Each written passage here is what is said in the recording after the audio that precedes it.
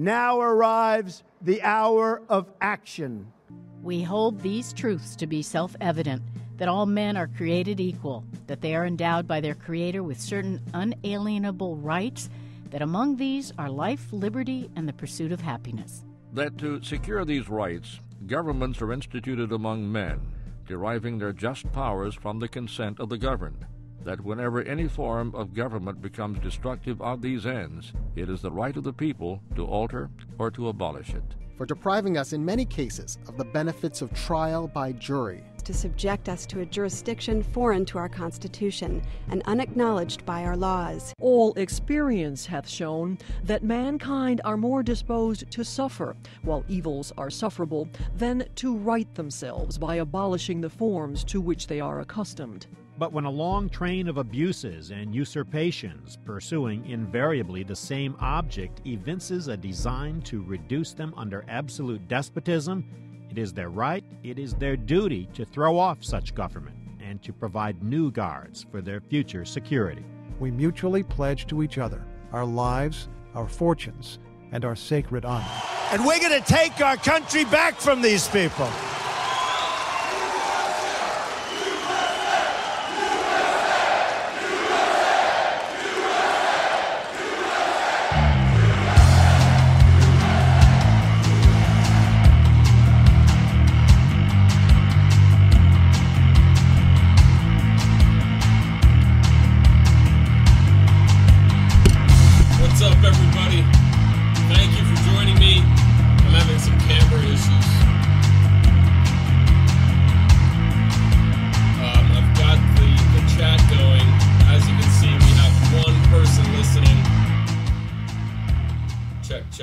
One person listening on Twitter. Thank you very much. Spear Biker. And then I've replied as the broadcaster, but I think the only place you can see me replying in this chat is right here. It's not going to transfer over to Facebook or Twitter or YouTube. But you can watch it on any one of those platforms, including Twitch, Smashcast, and a whole bunch of other ones I can't even remember all around the world. So tonight, there's a couple of callers already online, and tonight it's so frustrating listening to all the fighting or reading all the fighting online. So what exactly is the simple message? You know, children have a fundamental right to both parents above the state. That sums it up the best way I can possibly explain it. It covers just about everything. But, you know, what does it mean exactly? That opens up, or that's like handing somebody the box of information. And if they're listening, they're going to be like, oh, what are you talking about? So that's what I want to talk about today, is how to continue with this message without going way off a topic like, and feminists created this, and it's because of my white privilege, or any bullshit that has nothing to do with any of it. Because when it comes right down to it, who cares about feminism? Really? Who gives a crap? It has nothing to do with children's fundamental rights. So I'm going to let all of these people on and then mute everybody, and then one by one see who calls. So far there's 3 people. Let me just put mute all real quick. And the first caller to call in, the first caller is 2529. Who are we speaking with, please? Welcome to the Marches. 2529. Hey guys, it's Sherry Palmer. Hey Sherry, how are you? Good. I wasn't sure who you were talking to. Oh, there's a few people. I was on hold. I know I was on hold so long. Ron was teasing me, saying that I must have been put in timeout or something. Yeah, you were in Zoom timeout. Now it's the one, you know, doing a show this way frees me up to do it whenever I want, however long, however short, it doesn't matter. But I can't really interact with the people who are in the waiting room. You're just sitting there with dead air. Let me just make sure. I hear some other talking. Yeah, let me make sure everybody's... I'll unmute. If you're listening, I'll unmute everybody as we go. I just want to make sure that we get through everybody. We need to get sustained dimensions on the flight. Where, I do hear something else. Where is that coming from? On the outside. The inside's done. We don't need to touch that. Do you hear that guy talking? He says you don't need to touch that. What needs to be corrected. Let me see if... As the brochure now. That is so weird. I'm getting some feedback or something. And we need to get the tail on the big airplane on the outside. The tail on the big airplane on the outside. He said you need to get the tail on the big airplane on the outside. That has everything. You know, if we're not talking about airplanes and family law reform, you know, I don't know what we're talking about. I think they're in the wrong meeting. They're not in the meeting. That's the weird thing. Everybody except for you is on mute. Okay. Can you hear it? Is it too distracting? Should I call back? Yeah. Why don't you try calling back real quick? Maybe, and I'll. Okay. Let me do that. Okay. They now look like chickens and ducks, and there's some distortions too there. I'm still hearing it. So they need to review that, or whatever they need to do. I don't know how they did this, how they could mess this up like this. I just don't understand. Do you? It's an interesting conversation they're having about airplanes. I think,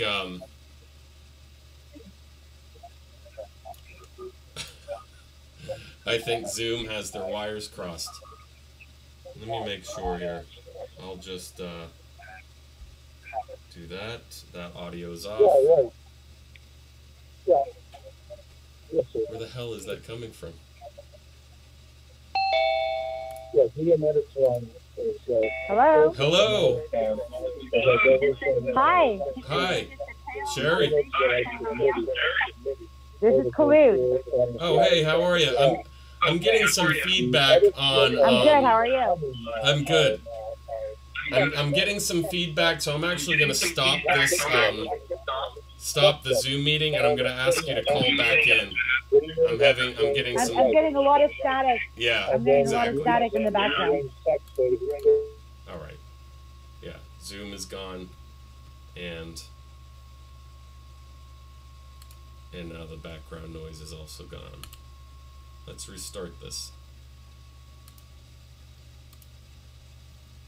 Meetings, reoccurring, start.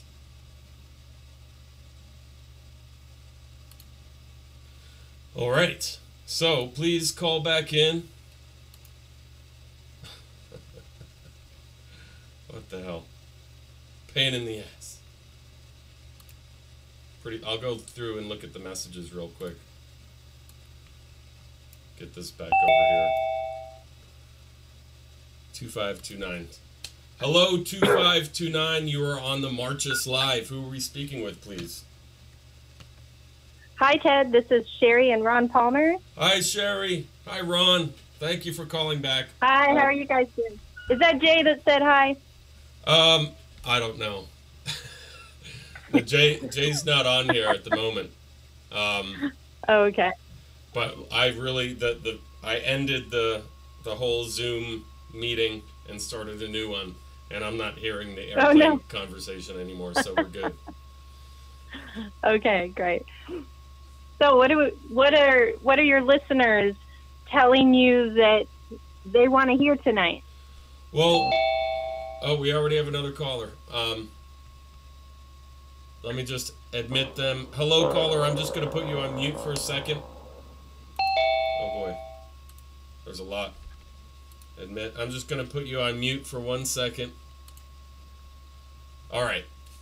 So the biggest thing, the thing that's always bothered me about our whole experience in at least the Facebook community of the family law reform movement is is getting off topic, and not just at the events where people tell their own stories and go way off of topic, and then nobody's listening. But it's also what exactly is her message? What's the simplest message? This is something that Ginger Gentile touched on when I interviewed her. We have to have a simple message, basically giving somebody the information and them wanting to understand and know more. So going past the fact that I think the simplest message is, in fact, children have a fundamental right to both parents above the state. Boom. Simple. It covers both Title 4E, Title 4D, and it sounds good. It says nothing about parents not wanting to pay this or anything. Say that statement again. Children have a fundamental right to both parents above the state.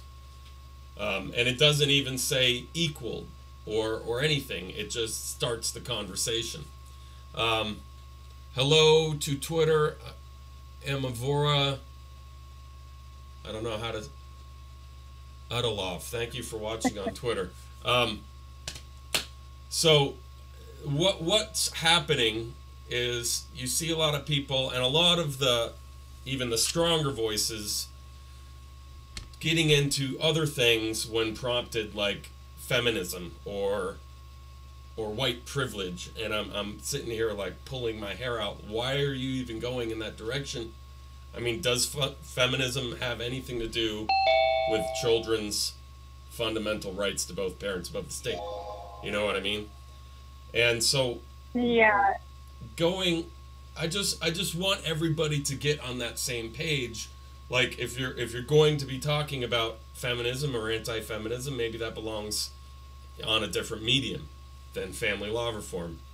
Is that my opinion? I thought you were going to ask us to beat up feminists or something. Yeah, well, no. I mean, at one point, yes.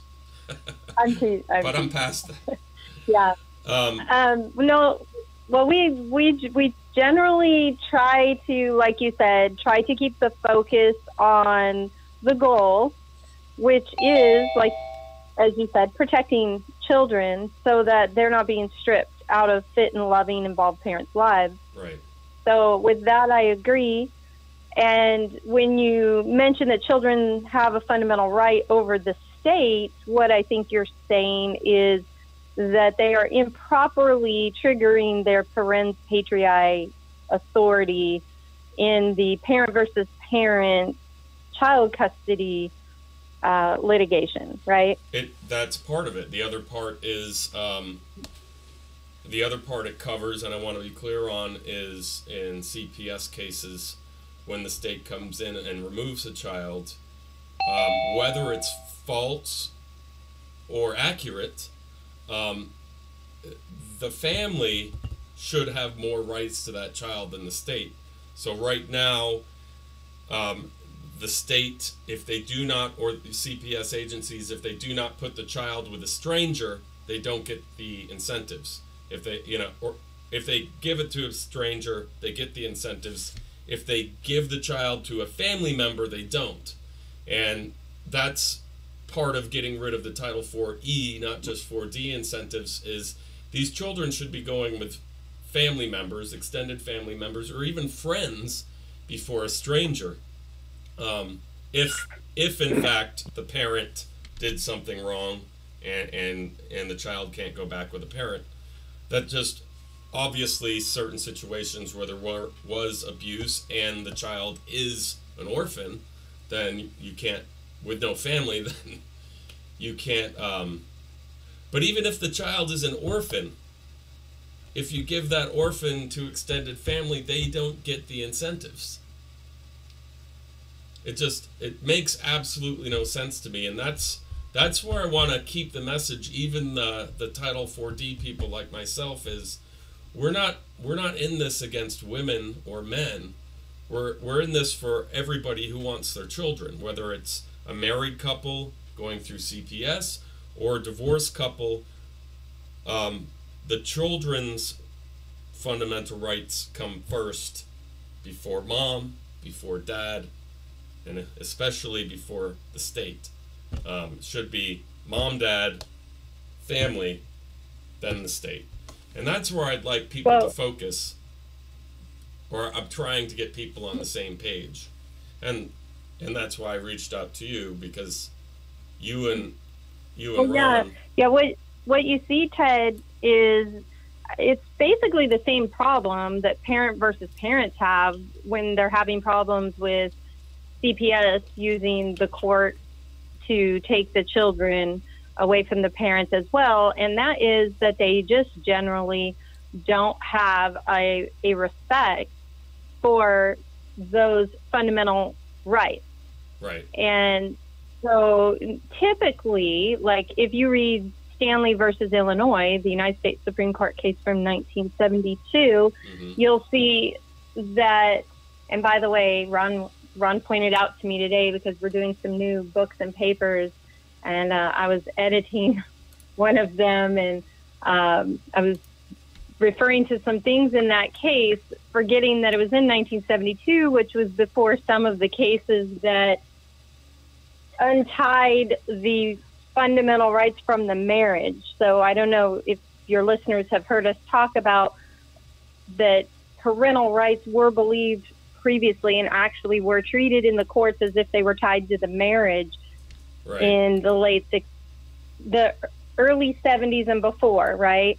And then they had series of cases that finally, you might want to say, untied or unbundled those from being tied to the marriage. So then they were respected as individual rights, right? And you see that in Troxel. But anyway, so back to the Stanley case, is what they were saying is, and that was a single father, the mother had died, and the state automatically made a presumption that single dads were not suited to be parents. And it was just a presumption. So he didn't even get a hearing. I mean, it was just, that was it. You're done. You're a single dad. You can't be a parent. And right. So like Ron wants to point out, when the child was born, he actually lived with the mother, I think, for 2 or 2.5 years. So he did have a relationship with that child. He continued to have a relationship with the child. He no longer lived with the mother, and the mother had custody. But that wasn't the bar. The bar was, he had a relationship with the child, therefore he had fundamental rights. He had the right to substantive and procedural protections. And that's the part that we see the courts skipping as well. So you see these parents being brought in by CPS, and what are they doing is they're doing what they consider efficient, and they're just skipping some of this process. And that's another thing Stanley says, is you don't get to skip it just because it's more efficient. And oh, by the way, they also determined they're holding a fitness hearing for those parents, because in that situation where they're trying to terminate you, it's a fitness hearing that they're supposed to hold. And they said, oh, by the way, fitness hearing is minimal expense. So they can't even use the excuse that it's too costly, because the Supreme Court has already determined that it's not. Right. So, and that brings us right into unmarried couples. And so my thought, my idea is, at one point, the idea was like a marriage license should be a private contract, a private civil contract that will be held up in civil court, completely dismissing family court altogether. Because if you had everything worked out in a civil contract, then there would be no reason to litigate it at the end. But thinking about unmarried parents, there's nothing to protect them, just like what happened in 1972 with Stanley versus Illinois. So really the idea to protect children and children's fundamental rights may be something that would come with a birth certificate, something that both parents sign that says this child has fundamental rights. This document, this civil contract, protects the child's rights from both parent.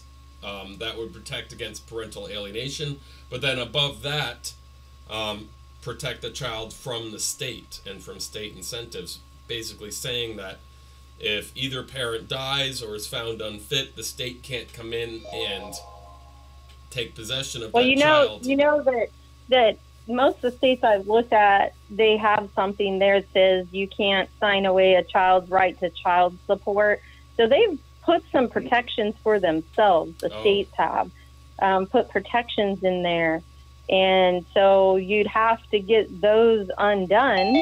Otherwise, they're just going to throw away your agreement. And by the way, people in marriages, they do sign prenups, but they still have trouble when they go to court. We are working with someone right now, has a prenup, and what's the first thing that happened that the wife wants to do? Oh, the prenup's no good. So she's challenging the prenup. But now they have a bifurcated case where they're going to have a hearing on two different things. One on the prenup. Right. And that's why prenups... Well, actually, three things. It's bifurcated three ways, kind of, because it's on the prenup first, then you can bifurcate child custody and property. So potentially this family could end up being driven into bankruptcy, trying to litigate three different trials, all in the same divorce suit. It's right, because they are separate hearings. It's crazy, and we know that prenups for the most part are thrown out by family court judges, which isn't surprising because they break constitutional law. And you know what's crazy? They had a lawyer draw this up. Yep. Both of them had lawyers, and then you go and get lawyers when you go through this. Right. And then these lawyers fight over it to get it thrown. It's crazy. That's another... I'd like to bring up something about the rights. You mentioned child's rights being first, and I'd like to talk about that just a bit. Sure, Ron. Because the problem with child's rights being first is that the children are not old enough to speak up for their own rights. Right. And therefore, they have to have someone do it for them. And the way our system works today is the default for that is the parent. Right. And the only way the state can speak up for the child is if the state proves that either the parents are unfit or that they've caused the child some kind of harm that rises to the level to allow the state to interfere. Now, if you try to put the child's rights first, then you're going to be handing the state license to step in and make the determination of what's best for the child over the fit parent. So what the way to approach that differently is to say that the rights of the child are held in trust by each of the fit parents. Right. Those fit parents, to some degree, can infringe the rights of the child, provided they don't get to the level of something that affects the child into their adult life. And that's how you get judges allowing teenagers to have abortions, even though their parents don't want them to. And there's a lot of legal theory and logic and precedent around this idea. Right. But then what the state needs to do, just like it does in property rights, is it needs to step in and protect the rights of each parent equally so that one parent cannot deprive the other parent of rights. Both have full and equal rights, but the only legitimate place where the state can really limit those is where one parent is doing something that infringes the right of the other parent. Right. So a better way to say it, maybe, Ted, you might want to consider is when you say the child has a fundamental right to both parents to anything. I'm trying to remember what he said. You said a child has a fundamental right over the state to be with its parents, right? So maybe a different way to think about saying that is a child has a fundamental right to be protected by both parents over the state. From unwarranted... Both fit parents. Right. From fit. The child has a right to be protected by its parents from unwarranted government interference into the child's private life. Right. That is the way the Supreme Court would articulate it. Right. I agree with you. And they've articulated similar things. Yeah, and that's basically, and that goes back into, why prenups don't work, is it doesn't matter what you have under a prenup. It doesn't matter in family court. They'll throw anything out to make money. So one way to get rid of that is to make sure that this is a private civil contract, which would then be upheld in civil court. Nothing to do with family courts. That way also that would ensure that on fitness hearings, if it was truly unfitness and there was abuse or neglect, then that would go to criminal court. Also not stuck and tied up in family court where it's just a financial institution. That's kind of the ultimate goal. I think if all you'll be doing is passing the incentives on to the other court that way, I think what we need to do is hold the family courts to the proper constitutional standards, and then they won't be able to get away with that.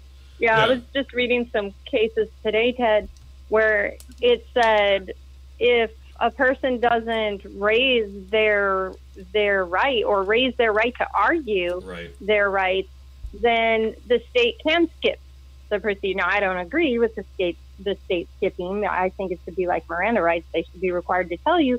But I'm just telling you, I was reading some case law, and that's what they said. I think that was in the 90s. They were saying that, and what was it? Rational, yeah. We won't get into that right now. Ron's giving me some technical terms over here, but. So basically what they were saying, and we've been telling parents how important this is if you don't argue your rights at the time of the trial or before, then you're not going to be able to argue them on appeal, even if they actually did violate them. But also the problem that parents are running into is that the states don't let them confront them over these rights. We've had many parents where they come back going, the judge said doesn't apply in my court. No, they're not going to let me argue about, they're not going to let me challenge their procedures. Now that's a problem, and that's something they can take to the appellate courts as well, because there is case law that says that they are entitled to ask to do these things. And that's where you can use a mechanism called mandamus or mandamus, and you can, before the trial even starts, if your trial court is saying those kind of things and dismissing you're raising your rights, then you can go straight to a mandamus and go right to the appellate court and compel the trial court to do the right thing. Now, you have to have the underlying information. One of those is the idea that the state court is not a state actor and isn't bound by the Constitution. And believe it or not, you'll find many courts that believe this.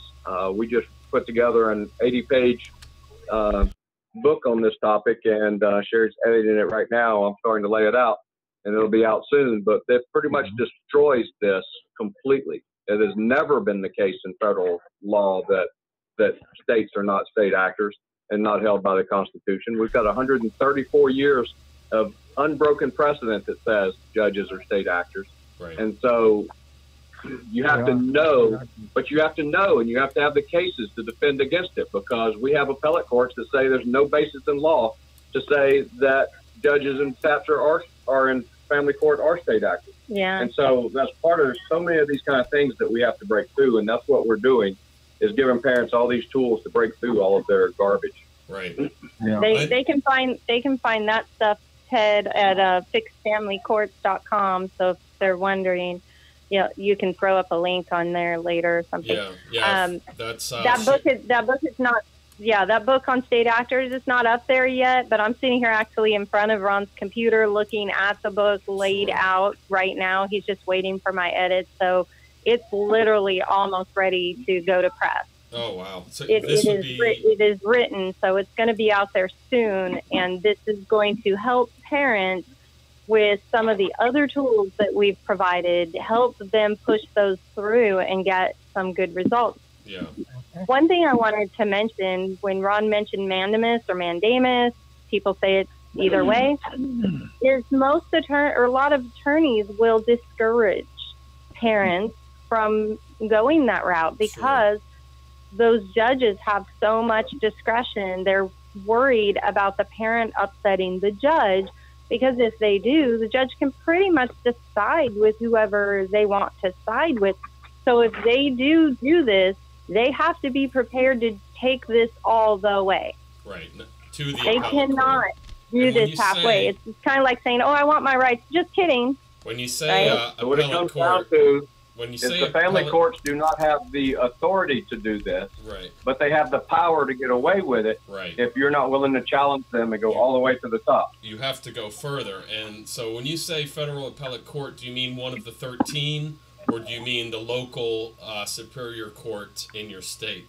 Because some states don't have a federal appellate court. Like if you're in in Washington State. Mandamus? Are you talking about the mandamus? Because that's not federal. Yeah, we're not talking about doing anything in the federal system at the moment. Okay. We're only talking about the state. If I said federal, it was misspoken. Okay, but the appellate court in your state. We're talking about going to your immediate appellate court. There's at least one in your state. Even the tiny states have 2 levels of courts: trial courts and then the Supreme Court.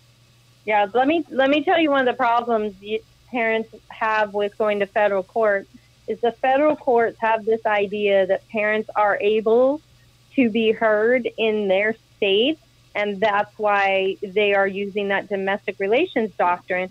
They're like, but they look at it and they'll see, does your state have a process and a procedure for hearing these constitutional complaints?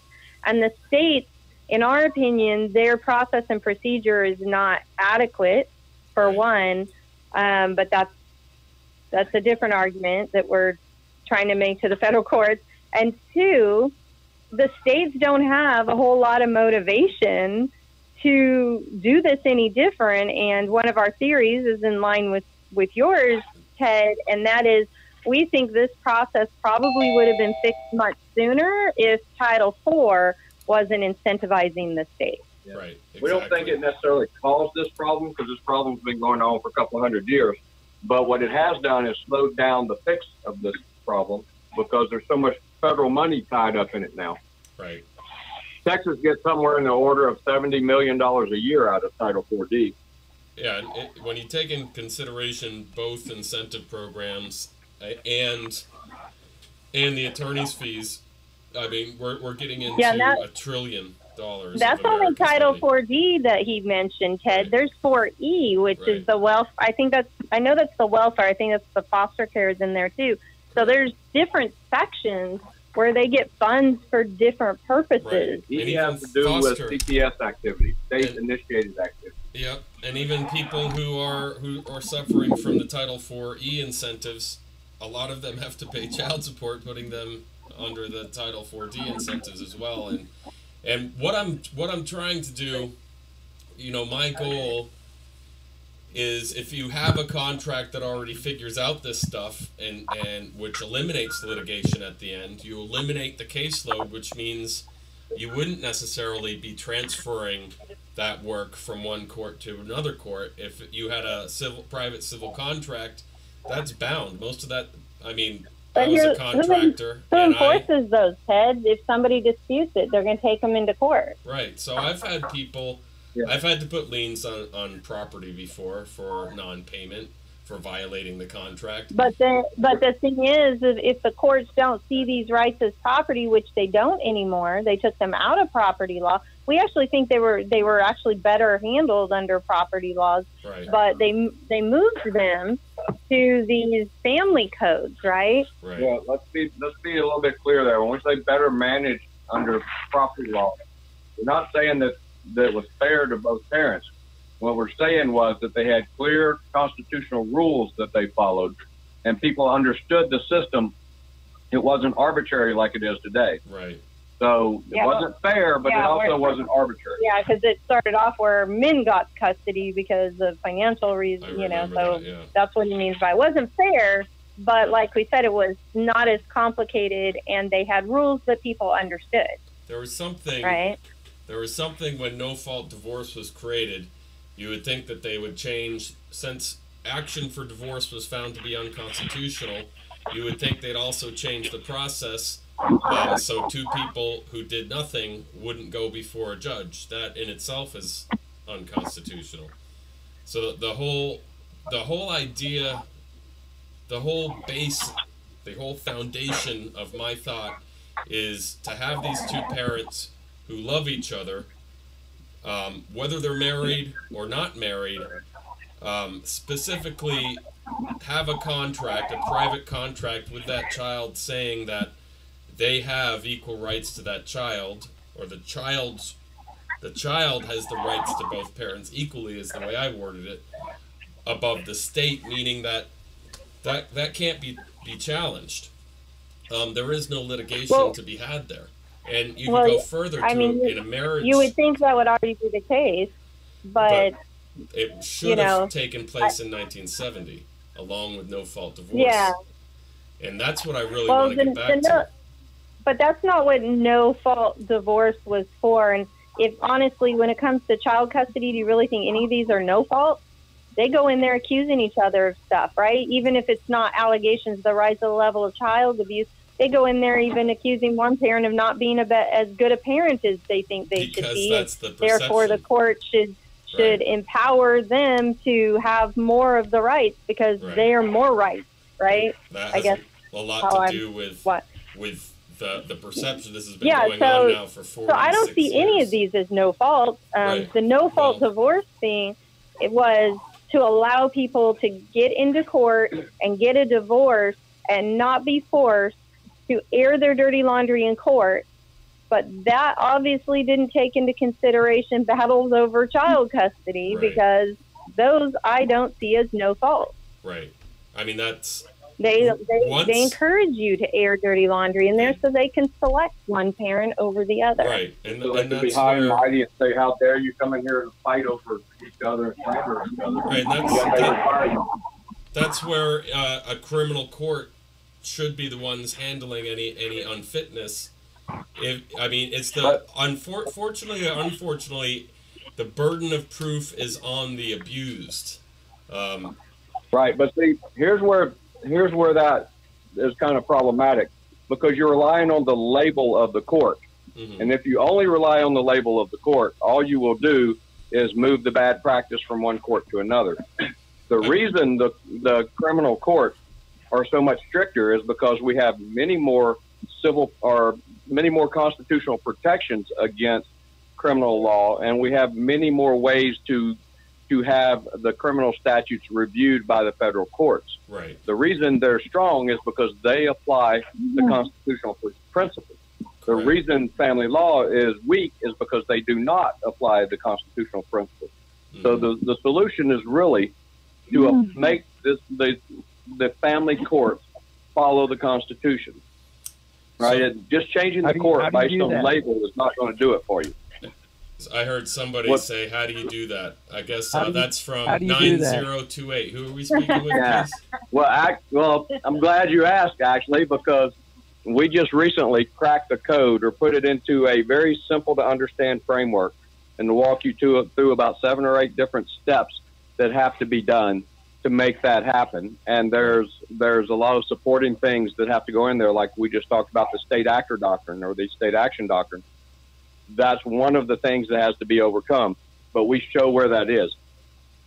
So early in next year, we hope to release this book that's going to give you a very simple, structured approach to how to get this done and how to destroy these systems. But we are releasing it in pieces, by the way. So the state actor one that I just said is sitting right here on our desk, getting ready to go to press.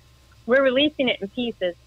And then next year, what we're going to do is wrap it up in one book, so you'll have all the 7 or 8 steps together. You'll have the steps and understanding how all the steps flow together. And then we'll have lots of pieces that you can reach out to. You already have the 2 books. We've got a lot of those pieces already out there on our website. What we haven't been able to do until very recently is simplify it to the point where your average parent can really understand it and use it. Right? We've understood it for a long time now in the complex legal language, but it's very, very difficult to condense that down and put that into words that parents who don't spend thousands of hours studying this can understand it. Right. Not because they're not smart, but because it takes thousands of hours of study to understand it in the way the courts deal with it. That's just it, and the courts take advantage of that. Jay Moss is on the phone. I'd like to unmute Jay and see what he has to say, but please stay on the line, Ron and Sherry. Where'd you go, Jay? Okay, there you are. He unmuted himself. Hey, what's going on, guys? How are you? Hey, Jay. Hey, how are you doing? Now, I was just going to ask you as well. There's a few things that I have some issues with, and I mean, not with you. I mean, obviously, you guys you've got things down. You know what you're doing. My issues really are, why is it that criminals have more due process rights than our moms and dads in this country? Well, one of the reasons is their access to federal review. There is right. So as I was just saying, there are more constitutional protections for criminal violations or criminal accusations, but there are also more mechanisms. There's a mechanism called habeas corpus. Very large. Because there's someone we're hearing in the background, Jay. Yeah. I don't know who that is. Oh, it's Collude. It's Collude Salah. I'm sorry, I didn't know you guys can hear me. Oh, let me see. Who? This I've got a is list a Collude mile Salah. long. Yeah, I guess you're still with us. What? How do you pronounce your name? Kalus? Collude. Kalud. That's a very interesting name. Yeah. I'm Yeah, not Mama Sushi Wushi on Facebook. You're It's Contra Sushi Costa Wushi. County who took my son Okay. based on fabricated lies. And I just wanted to touch that the court can say anything. And the Bureau says anything, and they don't give parents due process rights or even the ability to communicate on their behalf in these proceedings. No, you're. Well, and I have a question. Please. Somebody said that this takes thousands of hours to understand. Marty. And I'm just looking at the 7th Amendment. I'm sorry. Marty Lynch. Yeah, that's me. Hi, Marty. Welcome. Yeah, that's me. Okay, my question is that somebody said it takes thousands of hours to study everything. And I'm just looking at the 7th Amendment, and it says, in suits of common law, the right of trial by jury shall be preserved. I did that in less than a minute. But there's a couple of problems with that. Number one, we have jury trials in family law in Texas. Marty, that's Ron that said that, and he's talking to you right now. So we have jury trials in family law in Texas. There's several issues with that, though. When you're dealing with the judge, you're dealing with one individual and his bias or her biases and prejudices. When you're dealing with a jury, you're dealing with at least 9 different people and their biases and prejudices. And there are tons of biases and prejudices in this area. Number 2, juries only address issues of fact. They do not deal with the questions of law, and they do not deal with the disposition. And the disposition is how much time you get with your children. And so the judges address that. And so there's, even here in Texas, the juries don't get to decide how much time the parents have with their children.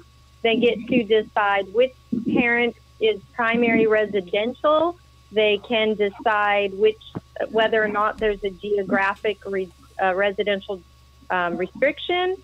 But they do not, and they can decide if one parent gets sole custody or joint conservators. They can decide all of those things. They cannot decide how much time each parent gets with a child. That is left for the judge. I understand that. So even if that. if you're a joint managing conservator, you could get 0 time with your child. Right. So I understand all that, and my response to that is that if you have a judge that says you, Sandy, are crazy and you can never see your kids again, and there's no evidence to support that. We all know that in family law, in family court, then that's the ruling, and everybody has to figure out how to live with it, or go to the Court of Appeals or whatever. And the jury's role in that situation would be to simply say they have the authority to strike that down. No, but the appellate courts can overturn that, because if there's no evidence, like you said, they have a law or a rule that if there's no evidence, you're speaking of jury nullification, and the jury nullification can work on issues of fact. They can nullify, but they cannot nullify on disposition. They're done and out of it. They're dismissed and sent home. What if the disposition was already presumptive 50-50? What's that? What if the presumption of shared parenting? If it was already 50-50 and there was no litigation about that, unless, like you said, one parent moved out of state or an hour away, or they needed to go to criminal court and prove them unfit through neglect or abuse. Okay, can I finish something with Marty before we move on to that? Sure. So Marty, I think what the real issue is the fact that parents are not being allowed to challenge the process with the judge before the judge applies their opinion, right? They're not actually applying constitutional procedures and protections. Yeah, that. I'm sorry, I don't remember how to say your name, but from Contra Costa County. And that's exactly what happens. They're not allowing. Yeah. They're not allowing for evidence-based facts to come into court. Right. And if you look in the case that come into court, right? If you look in Stanley versus Illinois, there is discussion about that, and you could use that to go to the appellate court and do the mandamus and check with an attorney, make sure these are the technical ways for you in your state. But you can use that to say, I was not allowed to challenge the process before the judge decided that I was going to head into a dispositional hearing. Nothing got properly adjudicated, right? My rights did not get in my case got properly adjudicated. And in fact, the judge in my case made a ruling that I could not provide any reports or file anything on my own behalf to the court. Well, I'm going to echo that. I'm going to echo that. In Arizona, we have something called Rule 2, and it says that in family court, the rules of evidence, you don't have to follow them. So in other words, the judge can just arbitrarily say, I'm going to look at 2 of your exhibits and take the other 35 and throw them in the trash. And that's exactly what the judge did in my case. I've seen it done. Okay, so now here. This is my point. You said before that the problem we have is that a lot of the evidence is not allowed to come in. I agree with that. Okay, what I think is that the real problem is that is more accurately defined as what we have here is unchecked judicial power.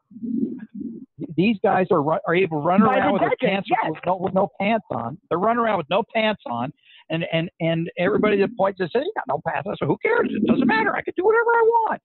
Okay, and so it's true, Marty. It's true though. That's true. I will agree with you 100%. But I'll and they don't even let you put out there. You can't even have access to your file to know what to refute or not to refute. Yeah, your standard of evidence. A whole year. My point is that if evidence is not going to be used in making a determination, if there's going to be no oversight, if there's going to the people looking over the shoulder of the judge, known as a jury, okay, which has been around for 800 years since they wrote the Magna Carta, Chapter 39. People probably know what I'm talking about. Okay. So they've known that judges running around with no pants on has been a problem for at least 800 years that we have documented. Okay. And so we've taken juries out of these courts. We've taken evidence out of these courts. How the hell can you even call it a court? It's a bureaucracy. It's not even a court. And once you do try to call out these judges, the judges just hand it off to another judge. Okay. So there's no accountability. So basically, tell me what we can do here, short of burning the whole thing down, starting over. There you go. Yeah, the burden of proof. What's going on? I can tell you what's going on and how to address that. And part of Hold on, you guys. While Ron is getting ready, there is a huge difference in the burden of proof that the state has or the courts have versus what we have. They can use hearsay. Well, these people are going to take your children away from you. You understand? And your burden this is like a gas chamber type stuff. Okay, they're going to throw you in jail for not paying child support. There's no release date. Right. Okay, so I can clarify some of this for you. Okay, so there are mechanisms in place to fix this. The problem is your attorneys aren't willing to do it, and the parents don't know how to do it. All right, so these are pretrial mechanisms that ensure a certain level of due process. Okay, and you have systems in effect that allow pretrial conferences to determine these questions of law, and that's what these are. Now, we created a set of declaratory judgment motions that are an attempt to do this from a global perspective across all 50 states, because that's a mechanism that most states have that can put this in place. There are also mechanisms in your rules, right, that allow this to be done through your normal procedure and a pretrial procedure, and we're producing some motions for this. But what you have to do is get in pretrial and ask the right questions of law to frame up the case and box the judge in. And if the judge tells you you can't do it, you have to know what to do about that. And that is usually a mandamus. Yeah, because if you go right into trial, Marty, the way it's happening with every parent that we talk to, is they already are based on the wrong presumption. And because of that, if you were listening earlier, I don't know if you were on, we were saying that things were being skipped. Procedural protections, substantive protections, they were being skipped. So that's why you see them saying, oh, I'm just going to throw out that evidence and I don't need this, because the judges have already made presumptions. And some of those presumptions include that you no longer are entitled to these constitutional protections because you're in front of them and you two are in disagreement, or in your case, in Contra Costa County, they're presuming CPS brought you in there and that there's some kind of unsafe parent.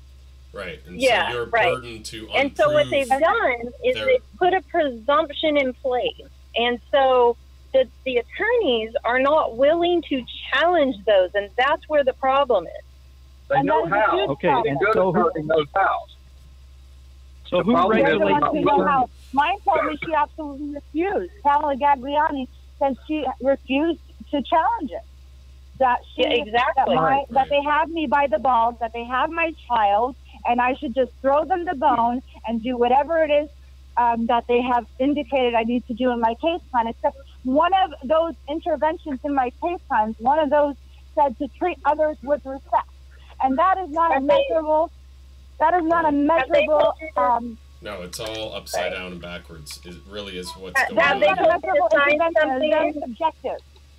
The Yeah, they can still steal your kid. Yeah. And then in the end, they said, Hulu did this.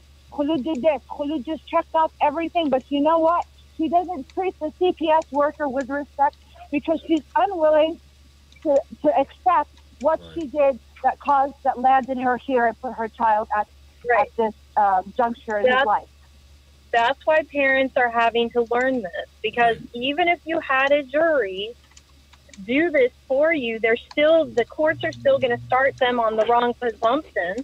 And we have so many cultural issues going on with beliefs about parenting that those pose problems as well. So personally, I don't feel comfortable allowing people to vote on my rights, whether I get them or I don't, and that's essentially what you're asking jurors to do or a judge to do. And I have those rights, and I don't grant them the right to vote on those. In the end, my judge just about hit the floor when I told him I didn't. Yeah, my judge just about hit the floor when I told him I didn't care what he thought about me. Right. So what we're doing as rapidly as we can is educating parents and giving you the tools to understand how to enforce this procedure in the courts that you're already in. Because if your attorneys won't do it, your only other option is what? You have to do it. I ended up having to do it. So but they if won't they allow won't you to do do it. I cannot file anything in the court of law. So I'm in an appellate court right now, and I'm basically fighting to get this overturned. And I can't question the disposition or jurisdiction hearing. I can't even question the allegations. I have to question the way the trial was handled. And so that really marginalizes your... We'll have to... But that all happened because it was allowed to get that far. Well, Sushi, we'll have to get you connected with Ron and Sherry. What I'd like to do with the show is try to get everybody on the same page. And so there's a group of us who are saying, okay, we need And I want to get on the same page, but I have to put this on air. Tonight I'm due to have my child. And there is a clause that they could take this child from me based on the simple fact that they've already taken Sushi Wushi from me. What's now, your that timeline? in itself is just the most obscure thing. If there's no imminent threat to this child, why take the child? Right. Well, that's what we're How can I protect this child? Unfortunately, they're going to do whatever they want, and this is the idea of this show is to try to get us all on the same page, and because there's a group of us saying, okay, we need to do this, a group saying we need to do that, and another group saying we need to do this. There's 3 different kind of solutions to the problem, which has, like I said, absolutely nothing to do with feminism, white privilege, or any other bullshit, any other social agenda. Not to do with the child. Right. And that's the main focus of this, is we need to be working these issues out. Not whether feminine is... There's no judge in the world going to decree, okay, I hereby decree feminism is illegal. It's never going to happen. It shouldn't be something we even talk about. That's the point of this. We need to be discussing what we were discussing here. There's different ideas about the solution. We need to find a unified solution. We all know the problem. And so Texas has juries. Please, for the sake of my children, please do. That's what please do something. Please, somebody just help me. I will, Sushi, and we're going to get you in touch with Ron and Sherry right now. In fact, Sherry, would you mind calling Sushi privately and giving her a hand with some of the stuff that's not quite out in your book? Is that okay? Let's see. Where are you? Press *6 to unmute yourself, because I don't know who's who anymore.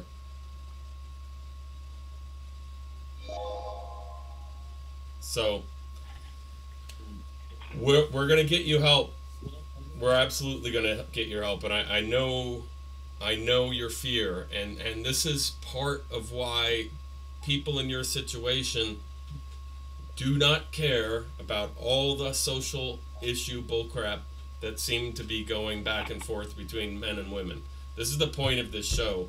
Is it's such a waste of time. Can I tell you what? Can I tell you what I discovered today in the state of Arizona?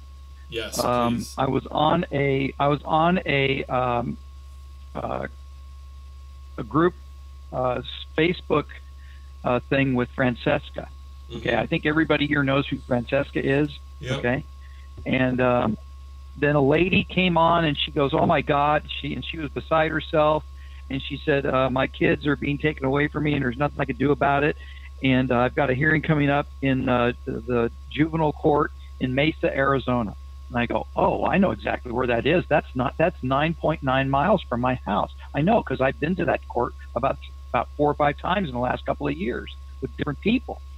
And so I got her phone number, and she called me and she told me what her real name was. And then and I said, "Okay, they're taking your kids. They must be accusing you of something. What is it?" And she told me what it was, and it was stupid, of course. Okay, and but whatever, they only need any kind of reason to take their kids.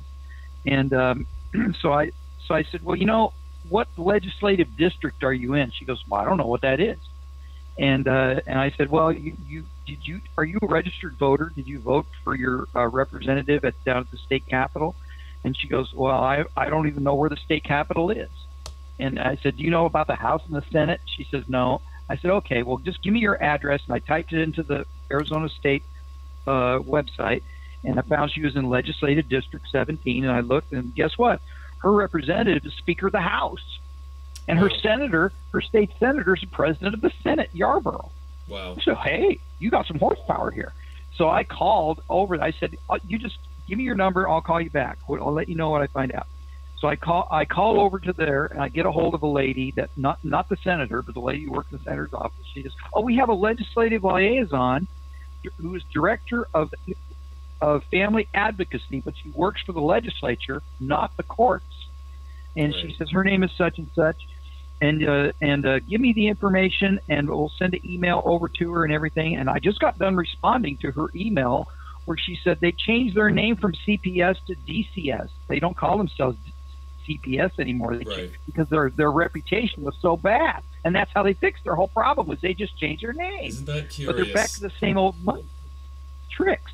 And so But the bottom line is that I told the lady at the Senator Yarborough's office, I said, you know what?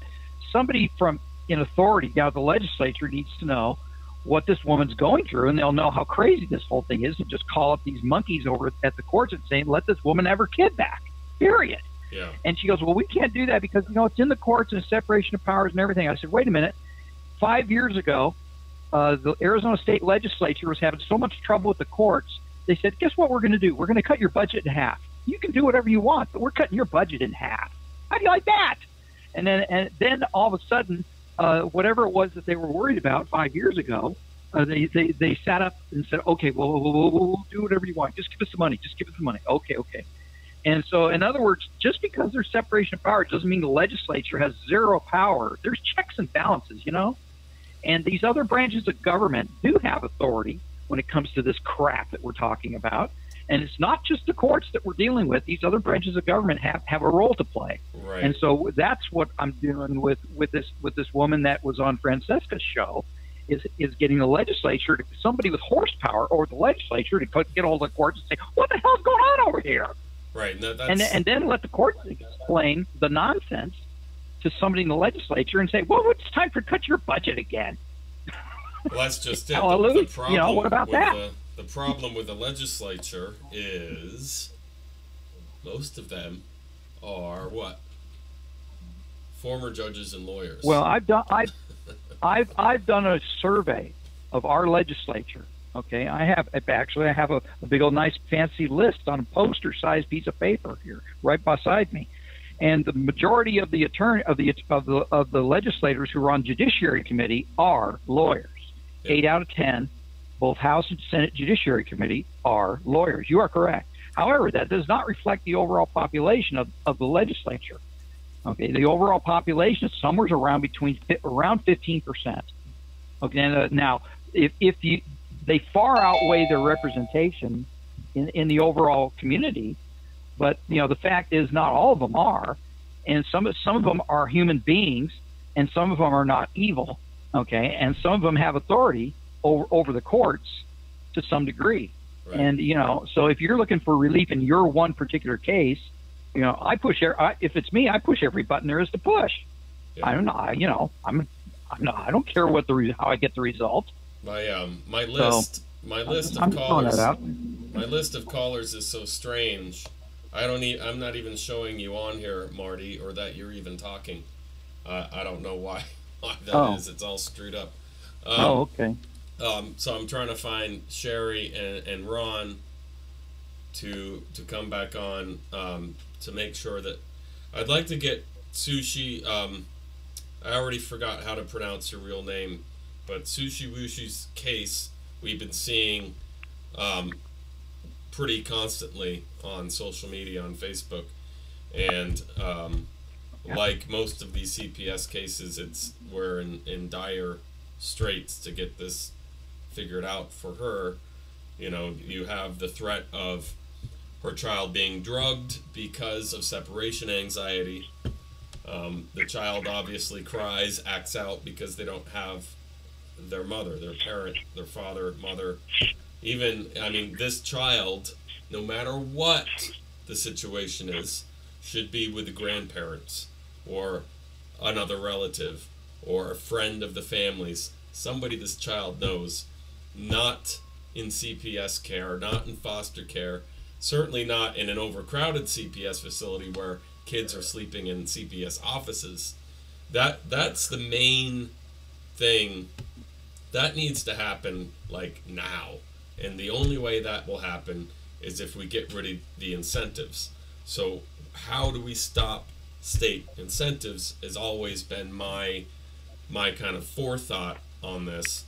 And there's certain different ways, but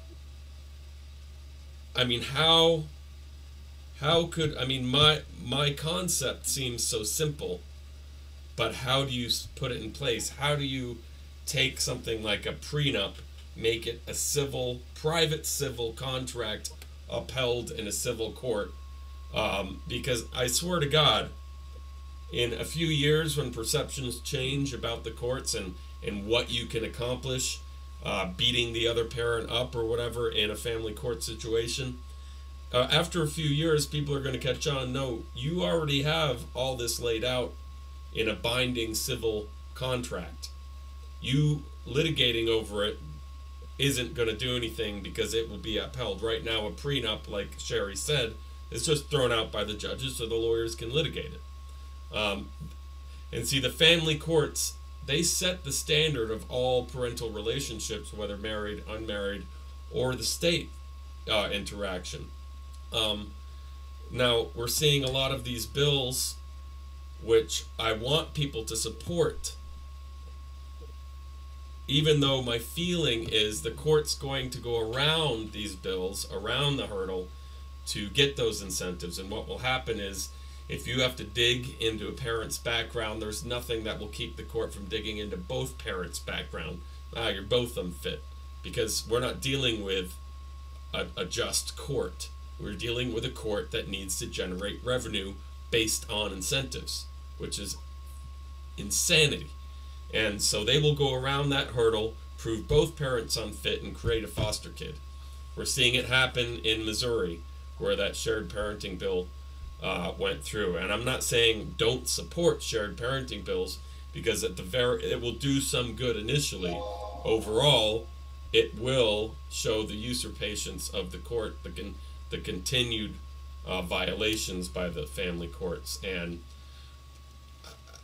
if we can get parents, at least the married parents in family court, to figure these things out while they're still in love, not when they want to kill each other, then you'll have no reason for litigation at the end, pretty much eliminating the caseload, therefore eliminating the incentives.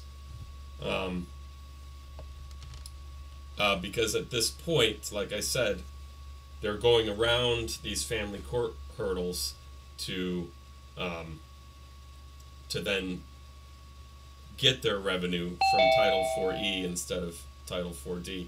Jay, are you still with us? Yes, I'm still here. Can you hear me? I can. Okay. All right. Well, I'll explain this shared parenting bill through Illinois in particular. Okay. I think it's just one way. It's a possibility, and here's why I feel this way is because, let's say for instance, we have everybody fighting the Title 4D monster, and that's great that we're fighting that monster, because that is the beast that we're getting the incentives from. That's the process, okay? Yeah. But the art of war in this particular instance is more of a modern warfare. So basically what we're doing is we're saying, okay, we're gonna not so much take an approach of a head-on approach, but what we're going to do is we're going to come back around by saying, okay, we're going to put a shared parenting plan in place. Okay, we're going to make sure that we have this shared parenting plan in place because we already have in Illinois what's called an income shares. Now that's your first step, is to get an income shares bill in place. Once you do that, what it's saying is if a parent has 149 overnights, that kicks in, both parents' income is taken into account in the child support order, okay?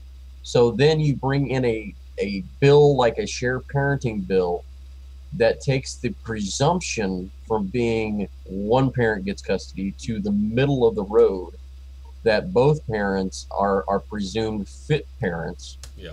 They should get custody. Then what happens basically in this instance is no money switches hands back or forth, because you got at least 149 overnights now, both parents' income taken into account. No money switches hands. Guess what happens? No money gets paid to the state disbursement unit. Right. If no money is getting paid to the state disbursement unit, there's no matching funds. Correct. No matching funds, Title 4D for that state goes bankrupt. And that's what we need. So does that mean it's just a different approach to tackling the beast? But we need people still going head on at the beast, but there's a way to circumvent it as well, and that's what we're trying to do. but it's very important. And these guys, Chad Loudermilk, Corey Ray, Stephen Westerfield, they've all been very well coached by the people who got the bill passed for shared parenting in Missouri. I thought the there's summary, certain things you right. got to put in there.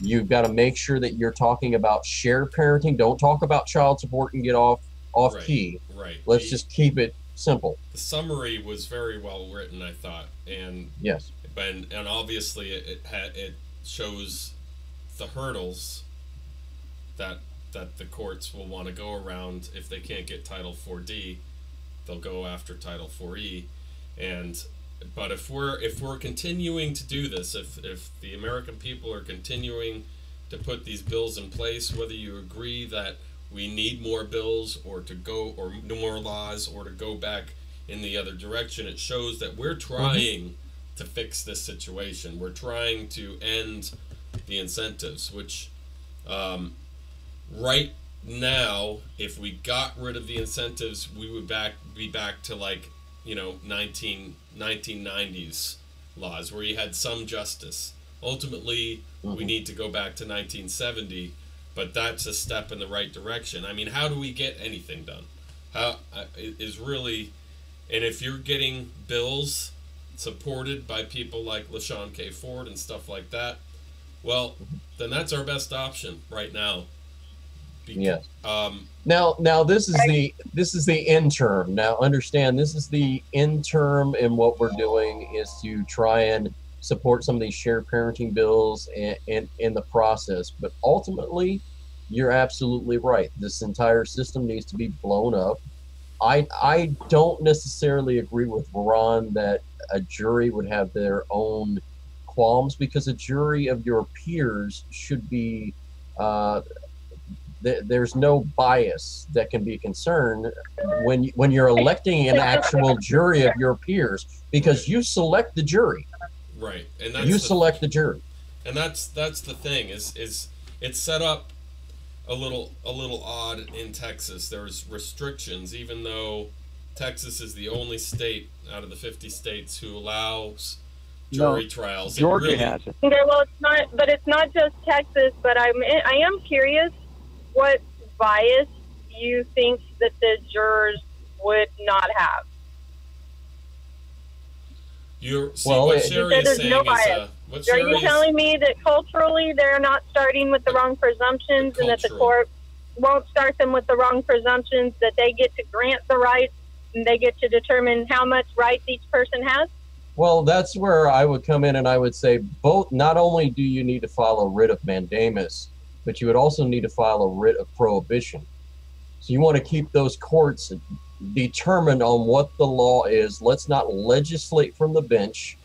Let's make sure that our laws and our rights are protected. And that's what those two do. Why don't your judges do it? Why would you go to a bunch of peers to do it? The judges take an oath to do it, not the jurors. Well, exactly, but the judges are being incentivized to make this process right the way it is. There's no incentive. Have their own beliefs, and the jurors each have their own beliefs, and you're not going to be able to. You won't have enough time to train them in the law. So I'm not. Juries do not answer questions of law. They just don't. The judge answers all questions of law. The only thing the jury deals with are questions of fact. That is a nationwide standard. Jury nullification. If the jurors think that these two parents should have equal custody, and they don't care about the incentives, then they're going to say, so okay. What you're saying is, but they care about their own personal biases and beliefs. And so what you're saying is you want your rights to be put up to a vote. No, thank you. To give you an idea, my neighbors didn't like me. They loved my ex-husband. I'm not going to go, I'm not going to go kiss their butt to get them to side with me, because if you think you don't need to bribe people to side with you, that's incorrect. Any women still believe that men should not be involved in child care, and they're not appropriate to have their children, and will never vote for a man to have rights with a child. And that's my mother and sister are two of them. You get the right to select your jury, though. That's the issue. You get the right to select your jury. No, you do not. And if you think that judges are not being bribed in this country, that's not right. I'm not saying that they're not. What I'm saying is that the jury does not take care of the problem. And in fact, there are additional issues with putting your rights up to vote by jurors. So I don't agree with that approach. I think that we already have a strong nation. I think we have, strong precedents for our rights. And I think we need to hold the court's duty to those rights. We need to make them follow those rights. And if that be passing more legislation as well as getting some strong precedents in place for parent versus parent, then that is what we need to do. Ultimately, you have to address the questions of law, and the only person who can address the questions of law is the judge. So you're basically calling everyone in America is ignorant of what the law states. No, I'm not calling them ignorant. I'm saying I do not grant them the right to vote on my rights that I already have constitutionally. They are not up for vote. No, they're not up for a vote, but they're not up for a decision by a judge either. They're called unalienable rights for a reason. How about we just exactly. get rid of So why would I hand them over to a bunch of jurors? I have the You shouldn't hand them over to anyone in particular anyway. They're your rights. They should never be taken away. Exactly, and that's so why you should never give a court jurisdiction either. Right. So let's get rid of the courts. You have the right. You have the right. You limit their discretion by properly framing your case and raising it, and then challenging them if they are not using the proper presumption. And you are right about jurisdiction. The courts do not have jurisdiction to infringe fundamental rights by default. They have to prove that jurisdiction in the record. But you have to know that, and you have to know how to enforce it, and you have to know how to prove it, because they know 1,000 ways to make it look like they're doing the right things. Right. So that's where you can go on to the higher court. We know family court's going to do the wrong thing 9 times out of 10. So when that happens, you need to know. You need to know. You need to Well, you need to know like what's coming out in your next book, and what like Kirk Pendergrass has said. You need to know that that's just your first step. That isn't the end all be all. You need to go to your state appellate court, and cross your fingers there. Absolutely. But you can't just go there and say, "Help me." You have to be able to frame the question and give them no choice but to answer the way you need them to answer. Right. Hold on, So sorry. my We're whole trying to thing. eat before we go to our lesson. Sorry about that. Can I say one thing to addressing the sushi lady that you had on earlier? Please. I think someone might have said Ron and Sherry don't care about social issues. That is not correct. And in fact, if she goes to our blog, she will find some posts that I made that will lead her to some attorneys in California who have defeated CPS in California, as well as she can contact Catherine McWillie of CustodyCalculations.com, who also works with parents dealing with CPS. And there are several other people. So if you do send me her contact information, Ted, I will make sure that she gets all of the contacts that I know about in California, as well as those attorneys, so that she can fight back and get those kids out of the hands of the state. Thank you, Sherry. I really, really, really appreciate that. Sure. That's kind of what the show is for, is to get people connected, and I feel her. Yeah, I can want to feel make her. sure she got her help, because she was in tears. I know what that feels like. I've been there, not with CPS necessarily, but it doesn't matter who's stealing your children. It's just as devastating. And that is the focus. For the love of God. I'd rather see people debating like we are right here. Okay, what is the solution? Rather than all this the social justice bullshit between men and women. It just doesn't exist here. It drives me. I wish nobody was having to debate it. That would be great. But you're right, Ted. We're having to debate this, and I think the simple solution is that we don't forget that, as your other speaker was saying, that these courts, the legislators, nobody has the right to interfere with your fundamental rights until they have used a constitutionally compliant process to prove it, and that proof is on them. And so, that proof is not supposed to be on the parents.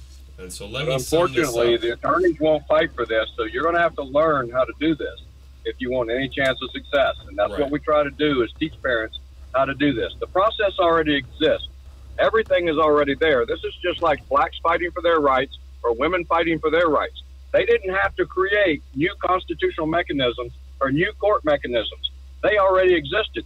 They just had to be forced to apply them properly. Unfortunately, our situation is this got so muddied up since 1970 that they did create a whole new court system, an illegal court system, all new legislation, because of the root problem that you're putting two people in front of a judge who did nothing, and then that morphed into, well, since it's a family issue, then whatever you did criminally, we somehow have magical jurisdiction over it. Or negligence, we have magical it's like jurisdiction. some kind of magical, it's quasi-criminal, now we get to just hear it all in family court. It's insanity. Is that what you're talking about? Right. So so your idea, Sherry, to sum this up, and Ron, is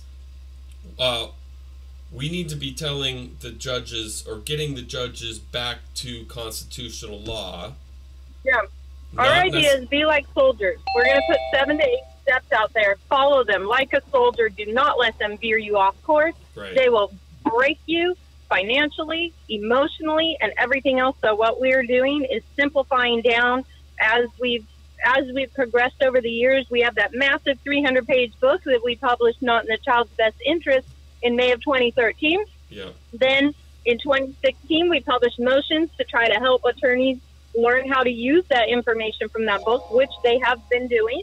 Now we're simplifying it even further. We're going to explain a pretrial motion process, and we're going to give you simple 7, 8, or maybe 9. It's fewer than 10, I believe, steps to follow, and we're even simplifying the message from those motions so that anybody can follow this. So we want this so easy that it's like a soldier.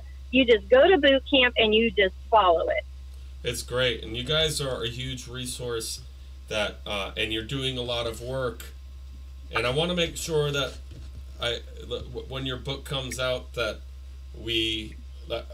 hopefully I can help push it and get people to understand that, and it totally makes sense. It's on the same page of what Kirk is saying.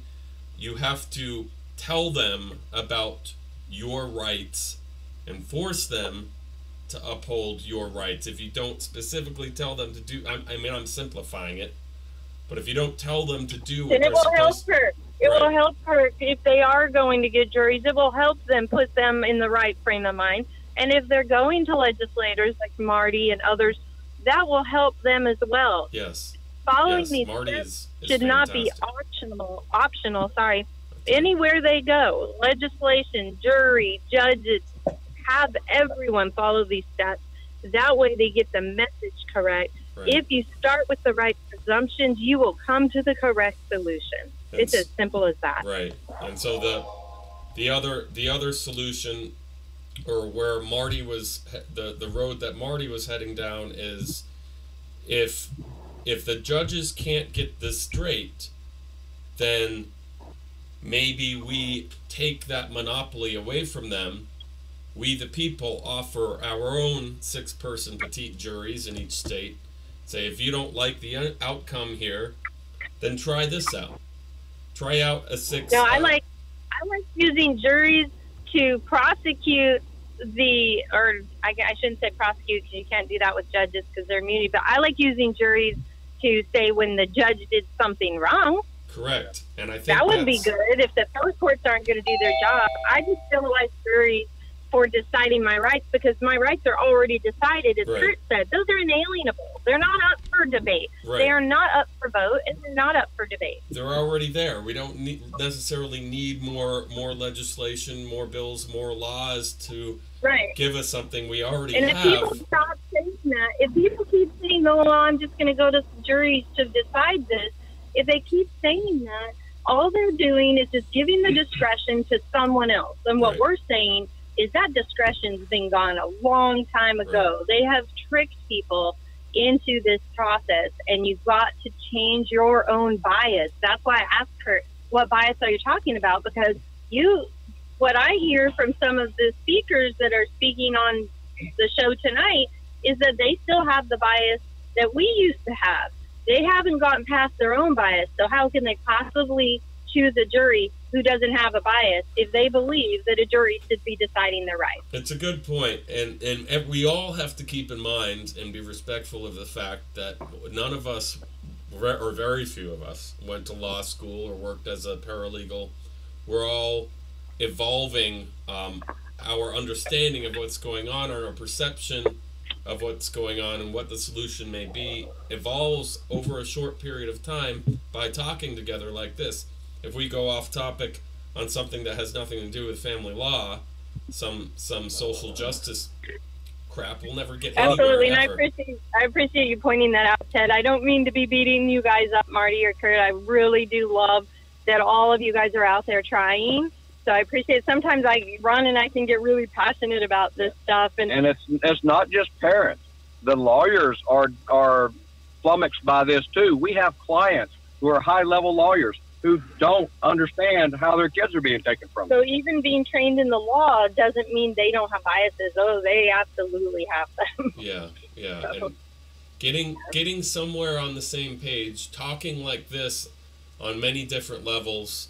I know live feeds now have the dual live where you can invite people, and I suggest that anybody seeing a live feed try and get like Jay Moss, Sherry Palmer, Ron never friended me on Facebook. I don't know why, but anybody you can. I'm sorry, I had to back off of friending people in the movement on Facebook just because of the overwhelming negativity. I had to balance that, or I would have lost my mind. So I apologize. Yeah, not meaning that they're being negative, but what he means is the whole thing, seeing this happen to people, it's so hard on us emotionally. And if he goes through his feed all the time and he's just seeing all these people being hurt by the state, you wouldn't believe how angry that makes Ron. And then he can't focus on producing the materials. And that's why I don't spend a lot of time surfing around on pages. Well, it's not that we don't care. It's that it impacts us. Right. And we're working already as hard and as fast as we can and sacrificing pretty much everything we have for this. And we have to balance that emotionally and see things that aren't, people talking, saying, help me, my kid, help me, my kid.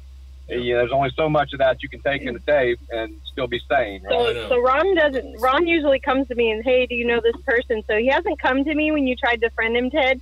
Probably because he just comes to me if it's like a hot girl. No. He's like, hey, do we know this girl? I don't remember names very well at all. So it was right when you came on. I'll tell him to friend you, Ted. You guys were one of the, Sherry asked me that if you guys could come on the original Million Parent March Live when I was promoting that event, and it was right around that time, and a lot of people,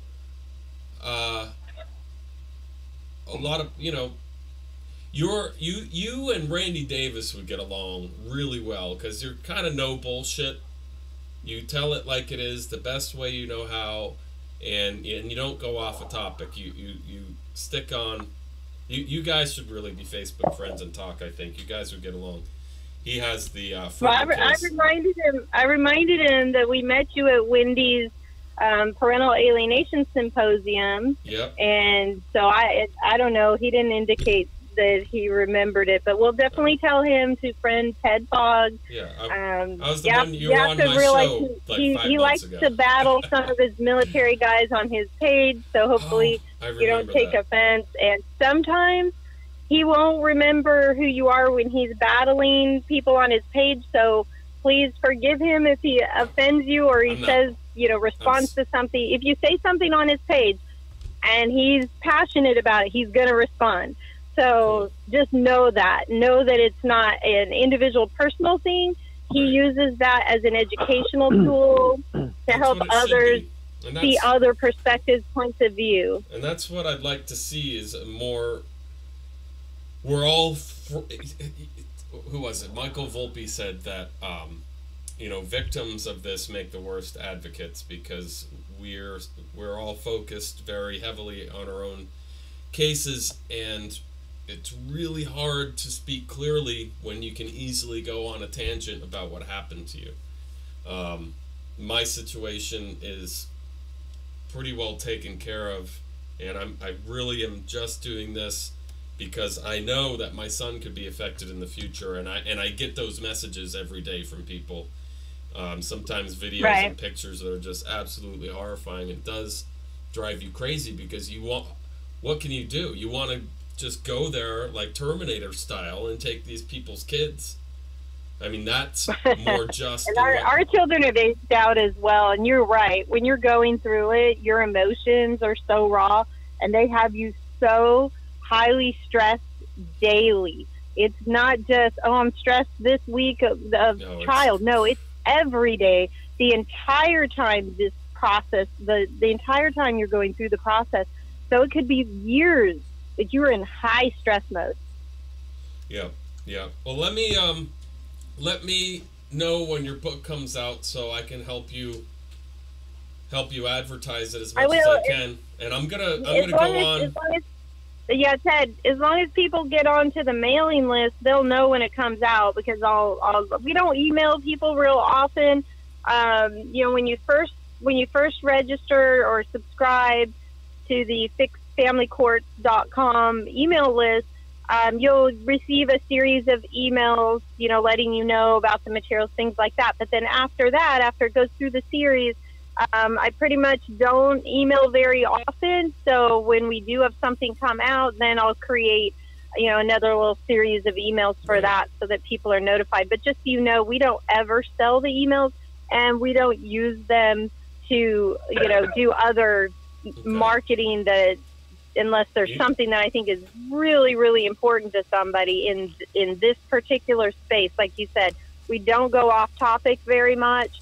Right. So it's very focused, and once people go through this and they're done, a lot of times they'll unsubscribe after that because they don't need the materials anymore. But what I would encourage is that people stay subscribed, right? Because these materials that we're producing, like you said, Ted, they're also going to be to help your children and their children. And even once this is fixed to the point where hopefully we get to the dream, and our dream is like yours, Ted, similar to yours. My dream is that people will no longer need to go through adversarial litigation to have their equal rights protected, and that they only have to litigate when there's an unfit parent or a parent is a direct danger to the child. Yes. So my dream is that as soon as somebody says, I don't want to be married to you anymore, or says, I'm not going to be with you even though we're not married, I want something where that's automatic. You don't have to worry one single day. You're able to tell that child you're going to be with mommy, daddy equal time. And if we can't decide on the parenting plan allocation of time, that's the only thing you need is like an administrative person saying, fine, you're going to be week on, week off, or month on, month off, because you guys couldn't decide. I'm okay with them deciding that. So these are areas that we can discuss in the future. So what I'm going to do is I'm going to make sure to put part of this in Wheel of Judiciary for Saturday, and then have your books on there, have your webpage on there, get all your information so it's really shared. So I'll be in touch to make sure I get the correct images of like the 28th Amendment and your other two books, as well as any information you want to give me about the upcoming book. And hopefully we'll have a picture. Hopefully we'll have a picture for you of this. Which one's coming out? Which is the one you just had laid out? Oh, State Actor. State Actor, yeah. Okay. So we'll see. Hopefully we'll have a picture for you of that too, awesome. So you can put that up. Awesome. Thank you guys so much for calling in. There's 3 people waiting, so I'm going to take these calls real quick. Feel free to stay on the line or whatever you want. This next one is sure. We'll stay a few minutes. 2529. Hello, you are on the Marches Live. Who are we speaking with, please? 2529. Sorry to keep you waiting. Oh, that's me. Oh, hi, Sherry. I guess I was in too. Yeah. Something's going on with Zoom. It's got everything all messed up. All right, let's go to this number, 0458. Hello, 0458. Who are we speaking with, please? 0458, you are on the Marches Live. I think I can hear you breathing. I'm not sure.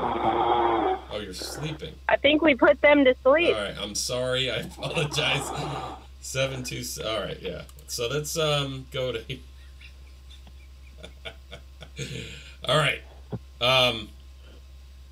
0458. Who are we speaking with, please? Oh wait, is that the same one?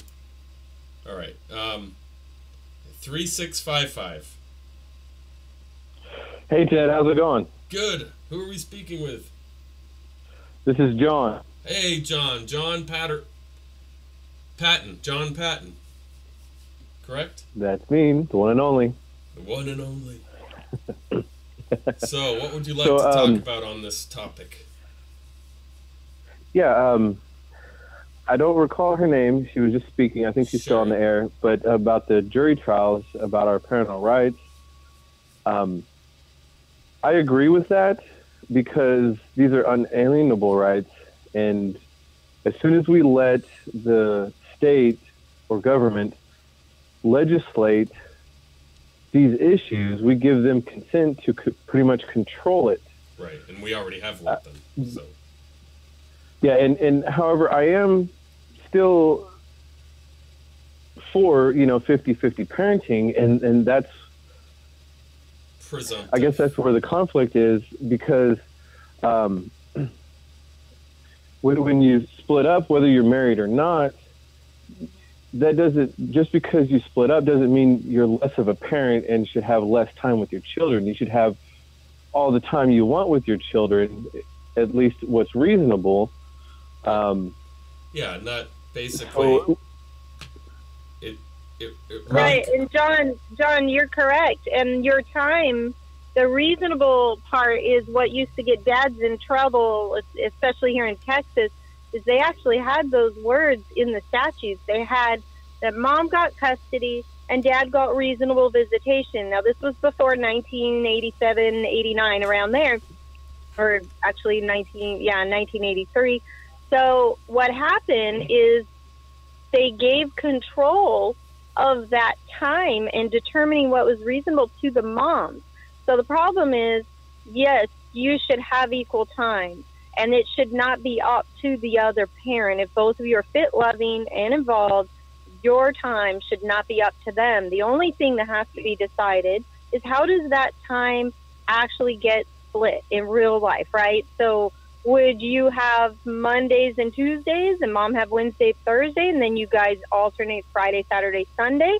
Or would you have a whole week and then she have a whole week? And I think that would be dependent on how well could you guys get along. The reason I say that, because your time certainly should not be dependent on how well you get along. But the reason I say the way it's split depends on it is because if the two of you are going to split the week, so if you had Monday, Tuesday, and she had Wednesday, Thursday, and then you alternated Fridays, guess what happens when your kids are in school? Now that homework and that schoolwork and possibly uniforms, if they're in private schools, have to get exchanged. And if you guys don't get along or somebody wants to be a shit, excuse the language, Ted, to the other person, then that creates a conflict. And if you can't get along, then your plan should be week on, week off, because then it's all at that person's home for the whole week.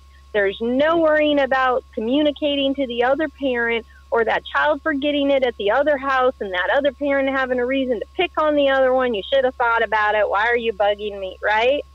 So it would be week on, week off. Now, if there's even more issue, there's a judge out here who had a very interesting split in their plan. They were equal, but they went with the current way things are split. They went with one parent's primary and one isn't, primary residential, right? But they flip-flopped it each month. So 1 month, mom was primary and dad had visitation, and the next month, dad was primary and mom had visitation. And that's just what works for them. If I may. I'd like to say something real quick about. Did they make that The unalienable right. There's a misunderstanding out there about what that term unalienable means. Your right to life is unalienable, and yet we still have a death penalty where people get put to death. Right? Unalienable means they can't take it. Doesn't mean they can't take it away from you. Unalienable means it means it's tied to you directly, and they can only take it away from you under certain very strict rules. And they're not using those strict Well, rules. that's civil death, which is found guilty by a jury of your peers through due process. And that's what we're talking about, due process, the rules. Yeah. Right. And I totally agree. It should be up to the parents on how they want to split it, but they should both have the mindset in going, whether they go to court or not, when they split up, is splitting it equally. Because if you love your child more than you hate your ex, that's what you're going to do. And But don't you think that they'd have more of that mindset, John or Johnny? Don't you think they'd have more of that mindset if they didn't have incentives in the family court for people to go in there and beat them up and get money for it? Absolutely. Well, yes, but, and that's the problem, the courts and guardian ad litem's attorneys, all of them, they're creating this conflict. Now, I've talked to Michelle McDonald out of Minnesota, who does this like conflict resolution program. I can't remember what it's called, but yeah, we know her. Cases. Okay, great. She told me, you know, a lot of cases when they go for like mediation, so to speak, is that the couples end up getting back together and working things out. Yeah, they just. And there are so, some. There's a guy I just met that happened to. It really depends. When you eliminate on, the conflict. Right. Go ahead, Ted. Well, it depends. That's just it. You eliminate the lawyers being able to make money on this, and that really has nothing to do with the incentives. The lawyers make their own money. The only real way to take care of that is if you get rid of the incentives, you get rid of the courts, you get rid of the attorneys. It's that chain reaction. Right, but who's keeping the incentives in place, Ted? It's the lawyers, because they make money on this, you just said. Right. So they keep those incentives there so that people want to go to them or have to go to them. But they're going to make money either way, because if parents have to go to lawyers, the lawyers out here in Texas are involved in the mediation. Yeah. So they're still making money. That's the problem. And this is why I am trying my best, not just to learn the law and all of our rights and stuff, but to implement law in school in as early as 5th grade. Mm-hmm. And when we start doing that, of course, you know, the attorneys are not going to allow that to happen. They're going to fight it as much as they can. But when we start learning the law at an early age, when we get older and come into these situations, this stuff ain't going to happen. Right. Mm-hmm.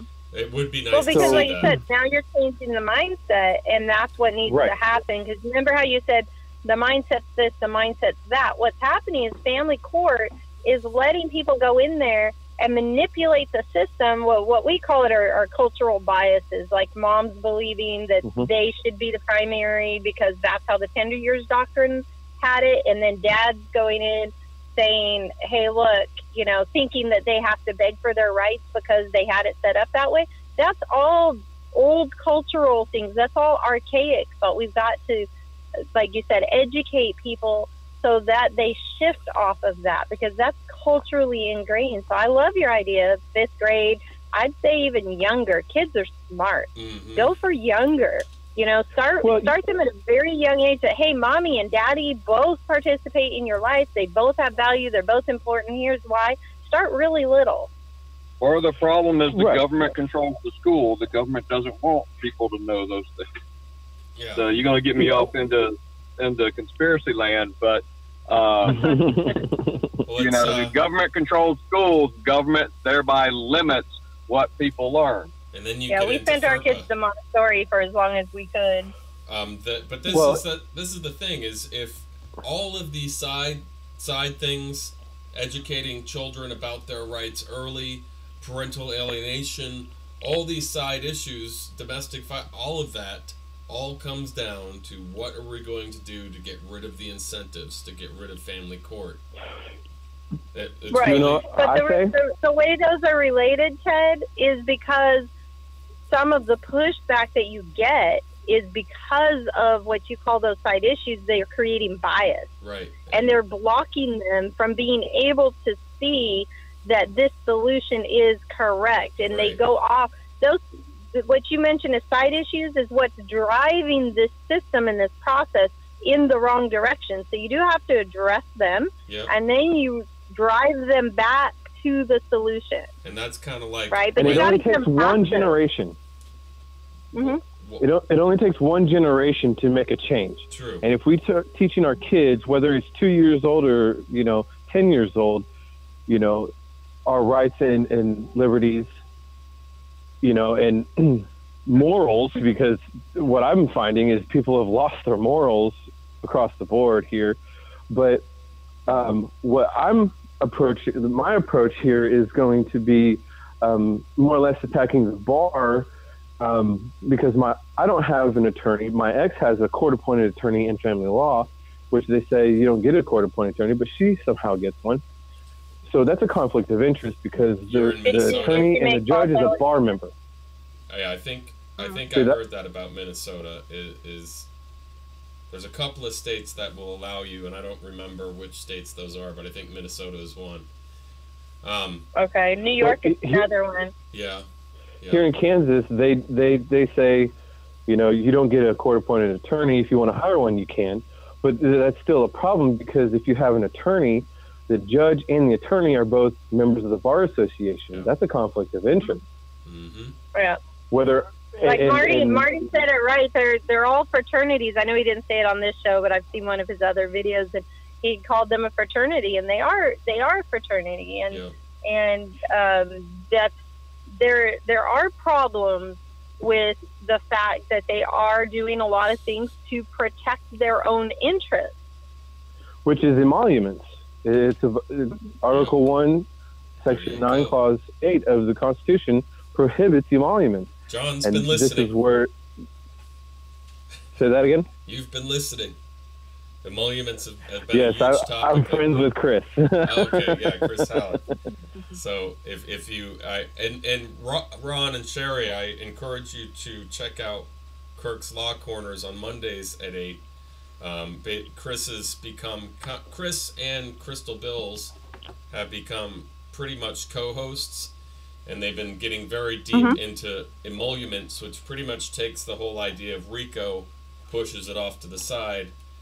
It's emoluments, and it's really interesting stuff, and really the way he's going about it. And Chris couldn't call in. I asked him if he could. He can't make it, but he's telling these judges this isn't. The legislators have kind of put us all into this same shitty situation, and what's happening is people are benefiting off of their positions, taking these incentives, and I believe I have that correct. And the judges are saying, you know what, you're right. You're absolutely right. And where RICO is like, you see the dead body, you know that there's a crime, but how does it happen? Emolument says, oh, well, that's how it happened. This is what's happening.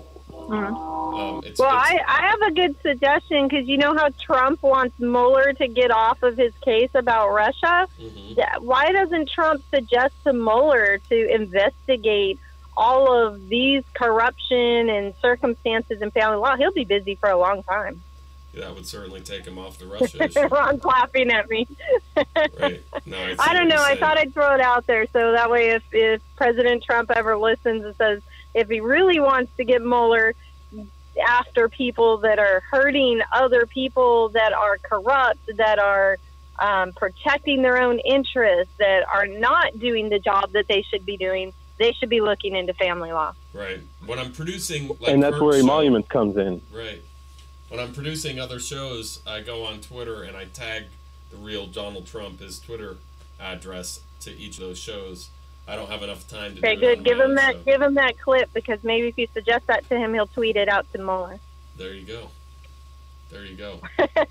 we got to start. And there's a few other things ideas that I have calling legislators, and I'll talk to you about that privately. And I've got to figure out a way where we can all start calling somebody, even if it's, I'd love it if it could be every day. All right, today, here's a phone number, here's the name. You call, they pick up the phone, you just say, like I said, simply say, children have a fundamental right to both parents above the state, or even just family law reform, foster care reform. Just say one sentence lines, hang up.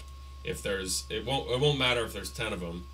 Probably wouldn't matter if there's 100 of them. But if we could get 1,000, 5,000 of those a day, people are going to start talking about it. That it's what they really need for that, Ted, is you need to get people who are in their constituency. So each person that's calling really needs to be the people in their constituencies. If you get enough of them, so in other words, if you get 10 of them contacting them consistently, so let's say, you know, they're calling, each of them are calling 2 times a month, you've got 10 of them, that's 20 times they're being called every month. The legislators look at how much they're being contacted, how many people in their constituencies contacting them on those issues. My theory then is, they'll take up that issue. My theory is, like, who cares? I'll call freaking Illinois and say back this bill, or I'll call in Illinois. I live in Vermont. And you know what? If they say, well, yeah, but I'm saying in addition to, I'm not saying telling you not to call, but I'm saying in addition to, because if they don't hear from people in their constituency, they're just gonna be like, okay, whatever. So you're calling their phone people, you know. Right. So get their constituency stirred up as well, if you really want them to start taking that seriously. Yeah, I mean, there's been a lot of letter campaigns where all of us from all over the country. And it's having effect. I mean, that is what changed the laws in Texas. Was actually, they mentioned Fathers' Rights Movement actually went to them and said what I brought up earlier. Hey, reasonable visitation isn't happening. I need to be able to depend on getting my child for sure. These laws aren't working for me. Help us out. And believe it or not, back in the early 1980s, middle and late 80s, the Bar Association here actually sided with the Fathers' Rights Movement, actually supported those changes, supported them changing the laws from saying mom and dad to being neutral, and supported reasonable visitation going to some sort of structured plan, which is how we got our standard possession order. And that's how they got rich. Right. Well, that's and in the end, that's how they got rich. Well, that's the thing is we had a situation in the 90s where Newt Gingrich specifically started saying we needed to get mothers off of welfare, and so therefore we need to, you know, back marriages, and what ended up happening is they created this entity which is now called the AFCC, and so which doesn't care. They don't really care, even though that was spurred on by not the TFRM we know today, not the Fathers' Rights movement on social media, but fathers' rights groups back then in the 90s that spurred this thing called the AFCC, and what they evolved into is a non-profit organization that created GALs, created therapists, and now they are pushing. Well, I'm glad you brought that up. Ted, because that's exactly why we're publishing more books and why we published the first one, the Not in the Child's Best Interest. You are exactly correct. I think I know where you're going. If you bring the wrong message to them, then they're going to come up with the wrong solution, and they're most likely going to come up with a solution that profits them the most. Correct. And that's exactly what the AFCC did. One group said, you know what, it's better if we do it this way. They're like, sure, give us some more money. We'd love it. And now this is why... That's why when dads went to them, that's why Ron said that. When they said, hey, this isn't working for us, and by the way, that's gender bias by having mom, just by having the statute say mom gets custody, dad gets reasonable visitation. Oh, okay, you're right. You both should be able to fight for the kids. because we can make more money. Yep. Right? Now, they didn't say that in part, but that's ultimately what it boiled down to is, oh, now you both can fight equally. There isn't this presumption where, dads weren't fighting for custody before because the statutes actually said mom gets custody, dad gets visitation. So guess what? Most dads didn't even think to fight. Back when my dad, was my dad and I was a baby, he didn't even know he could fight. Right, exactly. Well, what's interesting about all this is that, when you go back in history, according to the common law, fathers had sole province over the children. Yeah, that's yes. That was before women had rights, which is why they implemented tender years doctrine, because women weren't getting rights to the children because they had no means to support themselves or the children. They couldn't work. Right, and that brings us into this 2-year, or I look at it as a 2-year issue where physically the child needs the mother more, but at the same time, those same 2 years are critical for the father to create They've debunked that, and I know many fathers who have their children overnight from the time they're born. I would not say children need their mother more. There are moms who die in childbirth. So it's not true. Right. Both parents can share that child. Without any ifs, ands, or buts, I'm saying the milk produced. So that brings us into that sticky issue of... No, I disagree with that. I know there's recent research that says that children need both parents. And even without that research, the ACE studies or whatever, I believe, children need both parents, because if you look at the fatherlessness statistics, if you're saying that children need their mother more, well, if they go fatherless, I'm not saying I don't know if you know the statistics, but what I'm saying specifically is physically the mother produces the milk. Do we put the burden on the mother? Men can produce milk. But here's the other thing, Ted. Here's the other thing. Okay, the woman produces milk, and let's say that the dad wants to go ahead and say, my child, okay, now I don't agree with the law imposing this, but let's say the dad wants to let that child spend more time with the mom, and he just wants to drop in periodically or drop by, hey, I'm going to have my kid a couple hours. I know the child's nursing. I don't want to bottle feed or make you pump. Then don't punish the dad for that. We know one dad that's trying to change a parenting plan because the child's now at an age where it should be weaning off of the milk, over 2 years old. And the court wants to fight them now, or fight the dad, the mom is being allowed to fight the dad in the court because of the agreement he made when the child was young. Why punish them for doing that? If moms want dads to agree to that, then you can't punish them by keeping that equal time away from them once that child is weaned. Right. Don't make them go back to court. And yes, I'm talking to your mom listeners. Don't make them go back to court after the child's weaned to get that equal custody time. If you want them to willingly agree to let that child spend more time with you. Yeah, and that's. But here's what we're not seeing: men can produce milk too. Hold on that thought for 1 second. I'm just saying. If you don't mind, because the first time I've ever heard that, although I know I haven't heard that, but that's another conversation for another day. I'm gonna have to cut out, guys. Yeah. Okay. We gotta head in here. Yeah, so I'm gonna wrap this up in a minute. I appreciate it, Ted. Nice talking to you, Johnny. You too. What was your name? Sherry Palmer, Ron and Sherry Palmer with sixfamilycourts.com. Yeah, I'll have more information Saturday on Wheel of Judiciary. I'll make sure to touch on that and give everybody out the information. And no, it's not. Thank you very much, Sherry and Ron, for your time. Sure. Bye, guys. Bye. Nice talking to you. So, yeah, it brings up a sticky issue already. It's a sideline issue that obviously needs to get fixed or resolved, and that's a critical. If I didn't have that first year in my son's life, we simply wouldn't have the relationship we have today.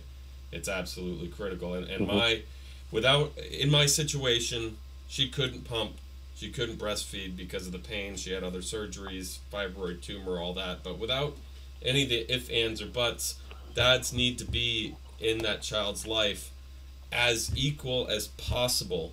And that's going to come in a lot of private ways, I think, as long as it needs to happen. Some women I know, if it's too painful, like my wife, if we decided to break up, it wouldn't have been an issue because we use formula. A lot of women don't have a problem with pumping and are okay with the overnights. There's other solutions where if we weren't spending billions of dollars in family court, we might be able to afford national nurseries, national health care for children, daycare for children. And in those cases, the mother would have to pump then, especially if she's working for the daycare. At that point, the man could go to the daycare, have an overnight with a child, and take the milk from them instead of the mother having. We're talking highly contested situations where the mother then wouldn't have to necessarily be pumping specifically for the dad, but for the daycare, then dad could take and have that time. These are some of those things, and I've talked to Jody Mueller about that. She agreed with that. That's a great solution. Something that separates where, well, you have to give this to me. It's like child support. Even though they're 50-50 equal time sharing, well, I no longer have to give you money, but you have to give me something of yours. And it's mediating it in a way. And that's the thing, is if we didn't have a court system profiting off of our destruction, but a mediation system helping newly single parents how to be single parents and what is expected of them, we would be in a much better place. And so for the purposes of this show and recent events over the last couple of weeks, I wanted to put this out there in a nice, formal, as professional as possible way about talking about these issues that apply to ending family court, not about any crazy social issues that have nothing to do with it. And there's many other points, many ifs, ands, or buts we can talk about, and maybe having a regular weekly show about this where we can just talk, because I know we don't get to hear from Sherry and Ron a lot because they're working on their website and their book, but I'm really thankful that they accept my request for them to join me, because they were on the show way early before I started Wheel of Judiciary or any of that stuff. Let's see here. Well, and Ted? Yes, John. Now, I'm sure you've already come across this, but family courts were created, back in 1910 was the first one, but they were created to relieve the burden on civil courts and to act as mediators. And we've obviously came way far away from that. Yeah. And I think that's where we need to get back to, is the courts being a mediator on these conflicts. If there's not a conflict, then, well, obviously there's no issue. But it's when there's the conflict between the parents that they need to mediate to resolve that conflict. How do you take away the conflict? Well, this is well, now it's the funding that's created the conflict. And so part of the reason why the process was never changed when we changed from action to no fault was, I really have a hard time believing that it was just a thoughtless oversight by the lawyers and the legislators creating it. They must have known that they were creating a whole separate system of litigation. Did they necessarily know it would become this financial juggernaut? I don't know. I don't believe that anything in law is done on on just a whim. I think it's well thought out. Mm-hmm. Because as law is like a science, you know, and they're not just going to implement some law just off some, you know, crazy thought. They're going to have that crazy thought and then have it well thought out. Right, and that's, you know, it goes right back to they had something that was optional in 1970 called a prenup. And if simply made mandatory and turned into a contract, then we would not have had this evolution to a family court system separate from our Constitution, completely illegal. It would have evolved to parents figuring this out at the onset. Although that also takes away from Atlantic City and Las Vegas and Reno. I'm sorry, guys, but we can't have shotgun weddings anymore. It's just adding to the problem. These things can and should be figured out on the onset of the marriage. And, you know, all these assets could simply be figured out beforehand, possible future assets. You do it all the time in contracting. And 9 times out of 10, any contract dispute going to civil court never goes to trial. I've never gone to trial. I've always been paid, and there's only been a couple of people who did go to trial and had to spend money, and those were huge money things. I was never a huge contractor. I've only been screwed out of like $6,000, and both times I've had to put a lien on somebody's property. It's been settled out of court, and I really believe that if you had a civil contract, that initially you're going to have all these claims based on perceptions like Sherry was talking about.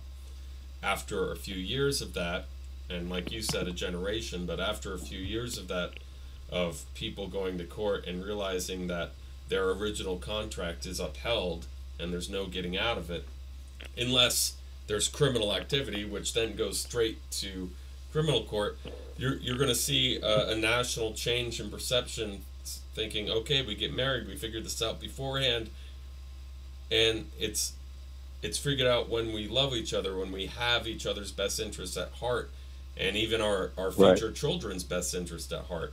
That gets rid of all the litigation. If there's a contract violation, that will get settled usually before a trial, meaning even less caseload. Then also the whole parental alienation thing. Right now you have the AFCC pushing psychologists, trying to further litigation for every case, and that's the opposite of what we need. We do need psychologists educated in parental alienation, because it is child abuse, but the burden of proof is on not the accused, but the one being alienated, the one being abused, fortunately or unfortunately has that burden of proof, simply because of false allegations. And if there is child abuse, including parental alienation, that needs to be seen in criminal court, not family court. And those psychologists need to be trained and chosen privately by the parents, not pushed by a third agency like the AFCC. So, right. Well, and marriage, the state needs to get out of that, because that is of the church. That is their quote unquote jurisdiction, if you will.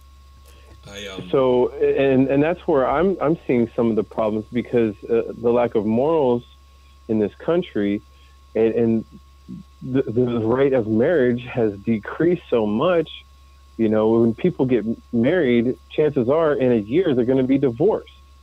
And honestly, I kind of think that we need to go back to that fault instead of this no fault, because there was less divorce. If you fix the process of no fault divorce, it would be I was just talking about this today. It kind of makes both ends of that stick happy,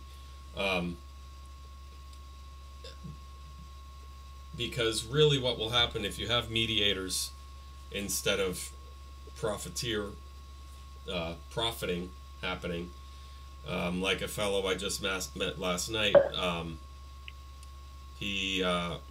He had some issues. He took care of those issues, and the almost ex-wife decided to go to mediation, and he skirted away from family court. And I'm like, "You are the luckiest man alive." And really, because what will happen is, if you do have mediators there, I won't say 9 times out of 10, but a lot of times you'll get back together. And in my situation, I know that would be the case as well. If the courts weren't pushing litigation, saying, my ex-wife, you're going to get this, you're going to get that, they didn't tell her that there's no way in hell I'd be able to pay it. They didn't tell her that I was in the hospital. They didn't tell her that I could no longer use my hands and I was going out of business. They said, no, this is what he's going to pay. I couldn't. So now she's upset because I can't. I'm upset because I can't. It's just this battle where nobody wins except the courts. They got their money. They'll be more than happy if I step foot in Florida. They'll be more than happy to snatch me up, put me in jail for contempt. But the thing is if there was a mediator saying, well, this is what's in the contract, equal custody, as long as I wasn't already moved out of state, I was 30 minutes away, but then my son's school bus ride at the end of the day is 45 minutes. So that doesn't really play into, I really believe that things would have worked out with us if the courts weren't forcing litigation. And that plays into the church, and that families should stay together. On the opposite side of that, where people want nothing to do with the church, that you have a contract. You can separate that marriage as you see fit. Everything's already figured out, and you don't have to spend your child's entire college fund on litigation. It works on both ends. Right. Everybody's happy. But agratory law, if I'm saying that right, or agratory, damn it. And I called Rosemary Dalton to call into the show, but she never got back to me because she has a prenup that is exactly the way I would set up a marriage contract. We know that the prenup will get thrown out, but they've got everything figured out in that prenup. It's really great the way she did it, and I wish she could share that with you guys. So I think we are now at the 2-hour and 12-minute mark. You are the last caller on with us, I believe. Let's see. We do have 3655. Are you? Oh, that's the person sleeping. They're still snoring. Let's listen for a second. All right. Maybe it's time we all take a nap. But John, I appreciate you calling in. I really do. Let me see here. Yeah, I really wanted to touch in on the whole CPS or DCF or DSC, whatever they changed the name to issue. But if we don't have time, maybe we should save that for another. Like Marty said, is CPS will then change their name to get out of. Right. I kind of wanted to go into that because they were asking, some people were asking, what do we do to protect ourselves from them? So if you have enough time. So to protect yourself from them currently is very hard because their burden of proof is hearsay, is perjury. Your burden of, okay, I gotta stop the snoring guy. Your burden of proof. Did I get the right one? Okay. Your burden of proof is astronomically high. But I feel like if you have a contract between the parents, I did unmute the wrong person. Okay. Mute snorer, unmute John. So you're. There we go. That's a better option. So if you have a contract between the parent saying the child has a fundamental right to both parents above the state. That's really, no matter what, if a parent is dying, they have a choice who's going to go, who their child is going to go with. If a parent is unfit because they are dying, they also have that choice. But if the parent is found unfit by CPS, the child gets put with a stranger and is paid for that. And if the child doesn't get put with the stranger and gets put with the family, they don't get paid.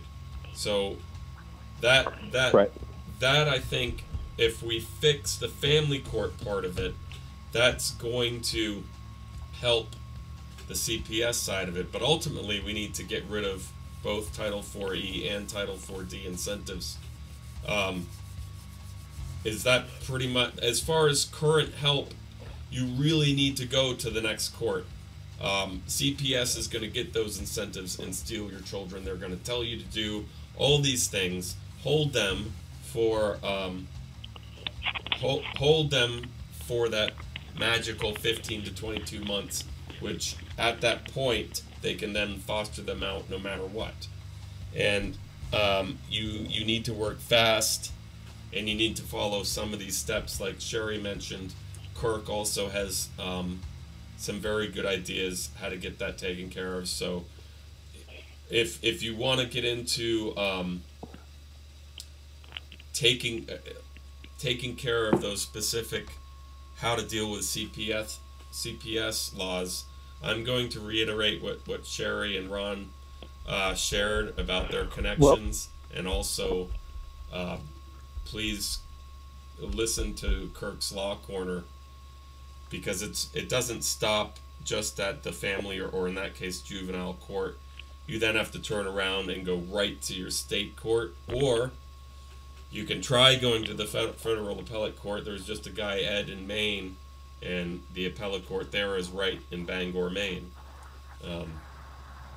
For me, in Vermont, I have to go close to Buffalo, I think. But it doesn't stop. It doesn't stop there. You need to go further immediately. As soon as as soon as they violate one right, even if it's a gag order, even if they say you can't talk about this case outside of this courtroom, that's a violation of your freedom of speech, because those cases are supposed to be public record. So then you go directly to the higher court immediately. Let's see, Tiffany, they had a man give her a urine test. They also had her do urine tests in the middle of an office room with multiple people. You go straight to the Supreme Court with that. That's a violation. That's a civil rights violation. And you start playing by the rules that they're not playing by. You play by constitutional rules. You make them play by the rules, and you'll start seeing results. At least I'm not an expert in CPS, but that's the focus where I want to help people get this resolved, because that's the ultimate, that's really where things are getting destroyed, where children are going with strangers. And just recently, I believe it was in Texas as well, 12 girls were being fostered by a convicted sex offender, by a single man, convicted sex offender.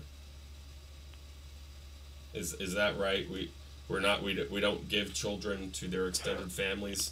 We give them to registered sex offenders instead. That's what CPS is. And on that issue, I think it depends on what the offense was, because you can pee in public and end up getting, or moon somebody, like you're driving down the road just being an idiot and you decide to moon the car beside you and you get busted. Well, technically you're a sex offender on that. Right. And there's a lot of variations, but what I was referring to more about the whole CPS issue is when they're knocking on your door with the police, trying to say like, oh, a welfare check, or, you know, we want to try and take your kids without a warrant supported by probable cause. Absolutely not. And parents are answering the door, and then the cops are busting in and then taking the children and arresting the parents when they've done no wrong, based off of a anonymous phone call, so to speak. That's that's you immediately. If they do that, if they don't have a warrant, they cannot step foot on your property. They can step foot, but as soon as you tell them to leave, you can say, you have 4 seconds to get off of my property.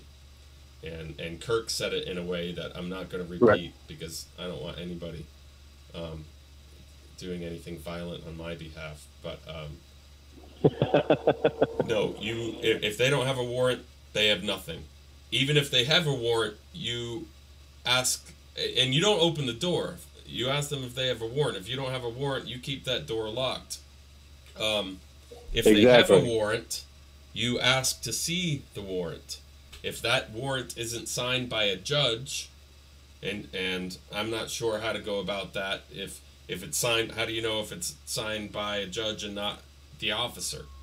I guess you need to know the judge. Maybe. Well, and the electronic signature is not valid either.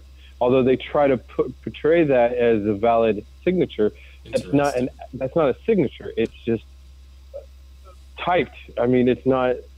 To me, a typed signature is not valid, because that's not the judge actually putting his name to that paper. To me, that is not holding him culpable of any crime that he could be committing. All right, that's going on Wheel of Judiciary too. Physically signed versus electronically signed signatures. So John is saying that an electronically signed signature is not a valid warrant, and therefore you can tell them to leave your property. If they don't, if they detain you, then they just violated your civil rights, and that's treason, punishable by death, not by you, and they'll probably never get the death penalty, but that's depending on the state, and it really shouldn't depend on the state constitution. It's in our constitution, treason. And what the punishment for treason is. But states do have their individual constitutions, and I know West Virginia I recently looked at. But Article 6 of the Constitution says that this Constitution is the supreme law of the land. Correct. Over all of the states, no matter what. Exactly. But basically, to paraphrase, so each state has to comply with that contract, because that's what it is. It's a contract between. It's a contract between the states, which is actually called a compact.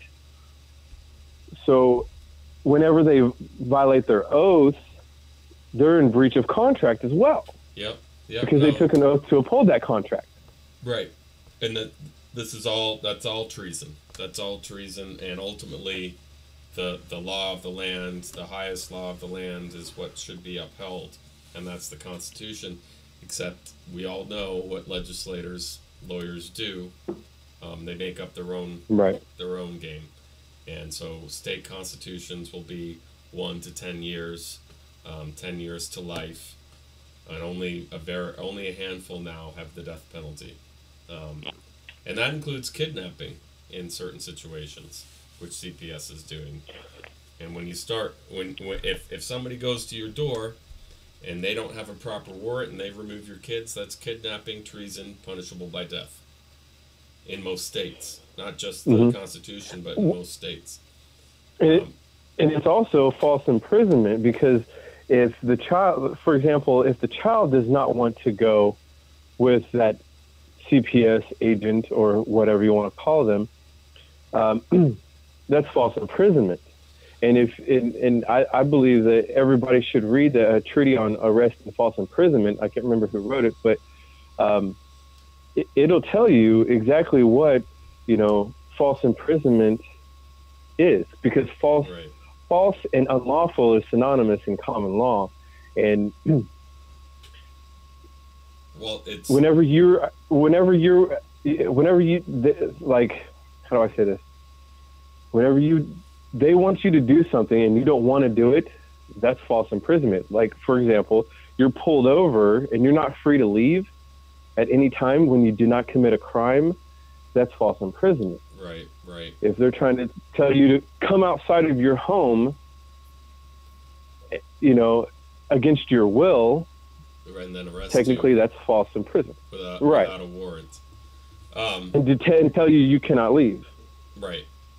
Yeah, that becomes a very sticky issue with the law enforcement, because law enforcement is working under the color of law, and a lot of states, and a lot of states now, officers aren't swearing an oath to the Constitution, they're swearing an oath to the court. That is something we need to nip in the butt instantly.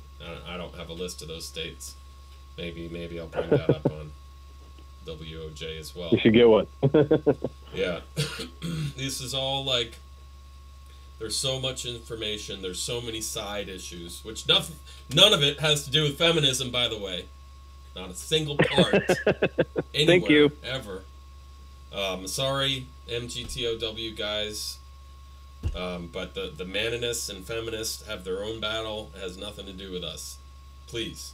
Certainly not white privilege. Has nothing to do with family law. Everybody understand that? Let me look at the camera. Everybody understand that? And that's what kind of prompted this show.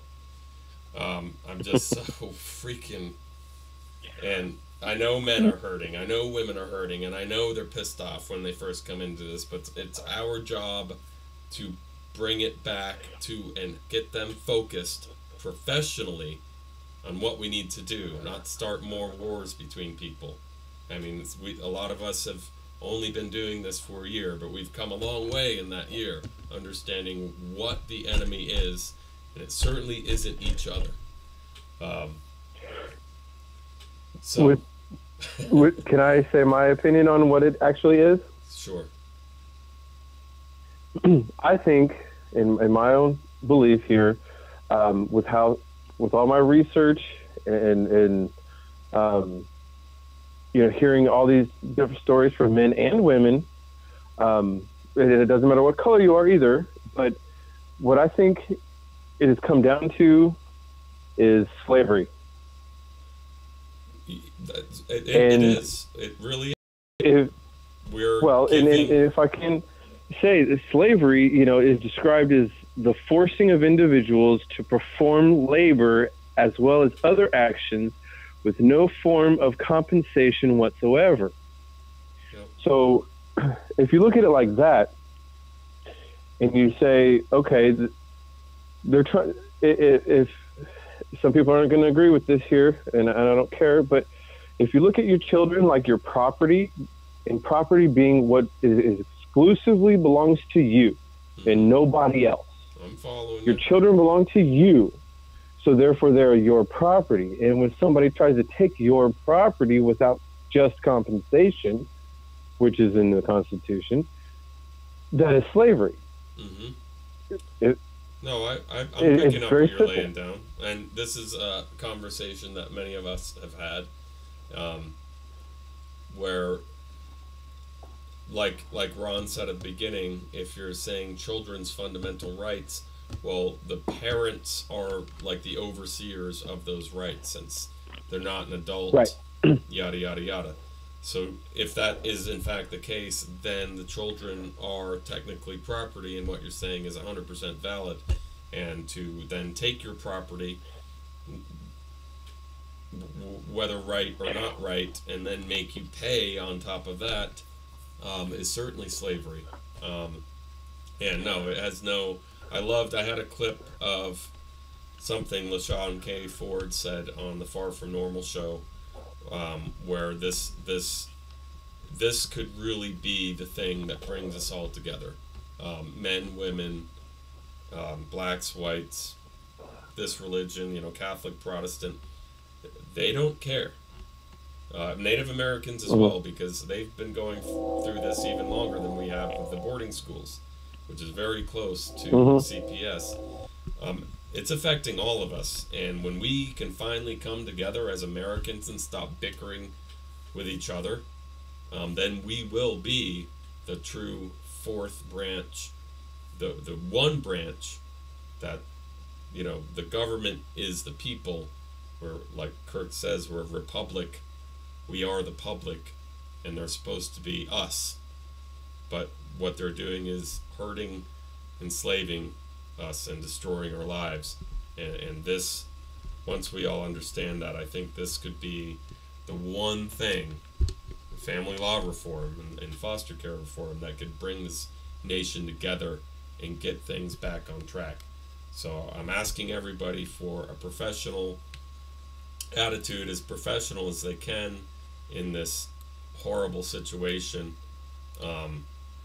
which is very hard to do with it while you're watching your life and your children's life be destroyed. And if there's anything you'd like to see me do with this platform, anybody out there, to try to help people more individually and connect individuals with help, I'll try to do that. The purposes of this show was to get everybody talking in a professional manner, staying on topic, in order to help everybody and get us through our own issues about what is the solution exactly. We know the problems as long as we stay on topic, and we all have solutions, and they're all kind of similar, but they're just slightly different. So I encourage people to talk about these issues. What are the solutions? Not about what divides us, but what will bring us together. And I think that will pretty much end the show. Again, John, thank you for calling in. I really appreciate your time and your words. You're definitely on the right track, my man. Thank you, Ted. Have a great night, bro. And of course, Sherry and Ron Palmer, I really appreciate you guys taking your time out of your evening to come on the show. Jay, you called in. Thank you for your time. I know you wanted to say something else, but it's hard in a call-in show to get everybody going. There's a lot of people I missed. I really apologize. The guy who's sleeping, you're welcome. I sang you a lullaby. And then Marty Lynch, of course. Marty Lynch is awesome, and he has a great plan. I want to get him on his own show here soon and start talking about it, since he is being more vocal. I know he wanted to be a little bit careful with his anonymity for a while there, but I think he's ready to talk about what he wants to talk about. And who else? Who else called in? Who am I missing? Oh, Sushi Wushi. And I'm gonna go connect with you right now, make sure we're Facebook friends, and get you hooked up with Sherry and Martin, because we all could hear your pain, and I'm sorry. I would spend the whole 2 hours just talking to you, and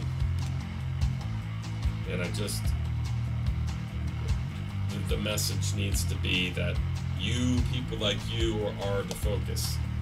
You really are, and I'm hoping, I thank you for calling in, and I believe you helped make people realize that what you're going through is, to me, a little bit more severe than what I went through. At least my ex-wife had my son, not some stranger. I didn't like her at the time, so therefore I thought it was horrible. But that compared to having a stranger have my son, no, not even comparable. That would make me, I don't think I'd be alive right now, honestly. I don't think I could handle it. It's gotta end. It has to stop. And I commend people like you, Sushi, for keeping your cool the best you can. People like Raymond and Amelia, who are still together, certainly don't give a flying F about feminism. They just want their kids back. Sorry to use you guys as an example. Please tell me if you no longer like me to do that. I'll keep doing that until you tell me otherwise. But I love you all. Thanks again for listening. And we will be back with Wheel of Judiciary this Saturday. Don't miss it. Thanks to all of you for your comments. I'll try to get through all of them tonight or first thing in the morning. Can I talk to you for a second off the air? Yep. Yeah, just give me a second. Thanks. Have a great one.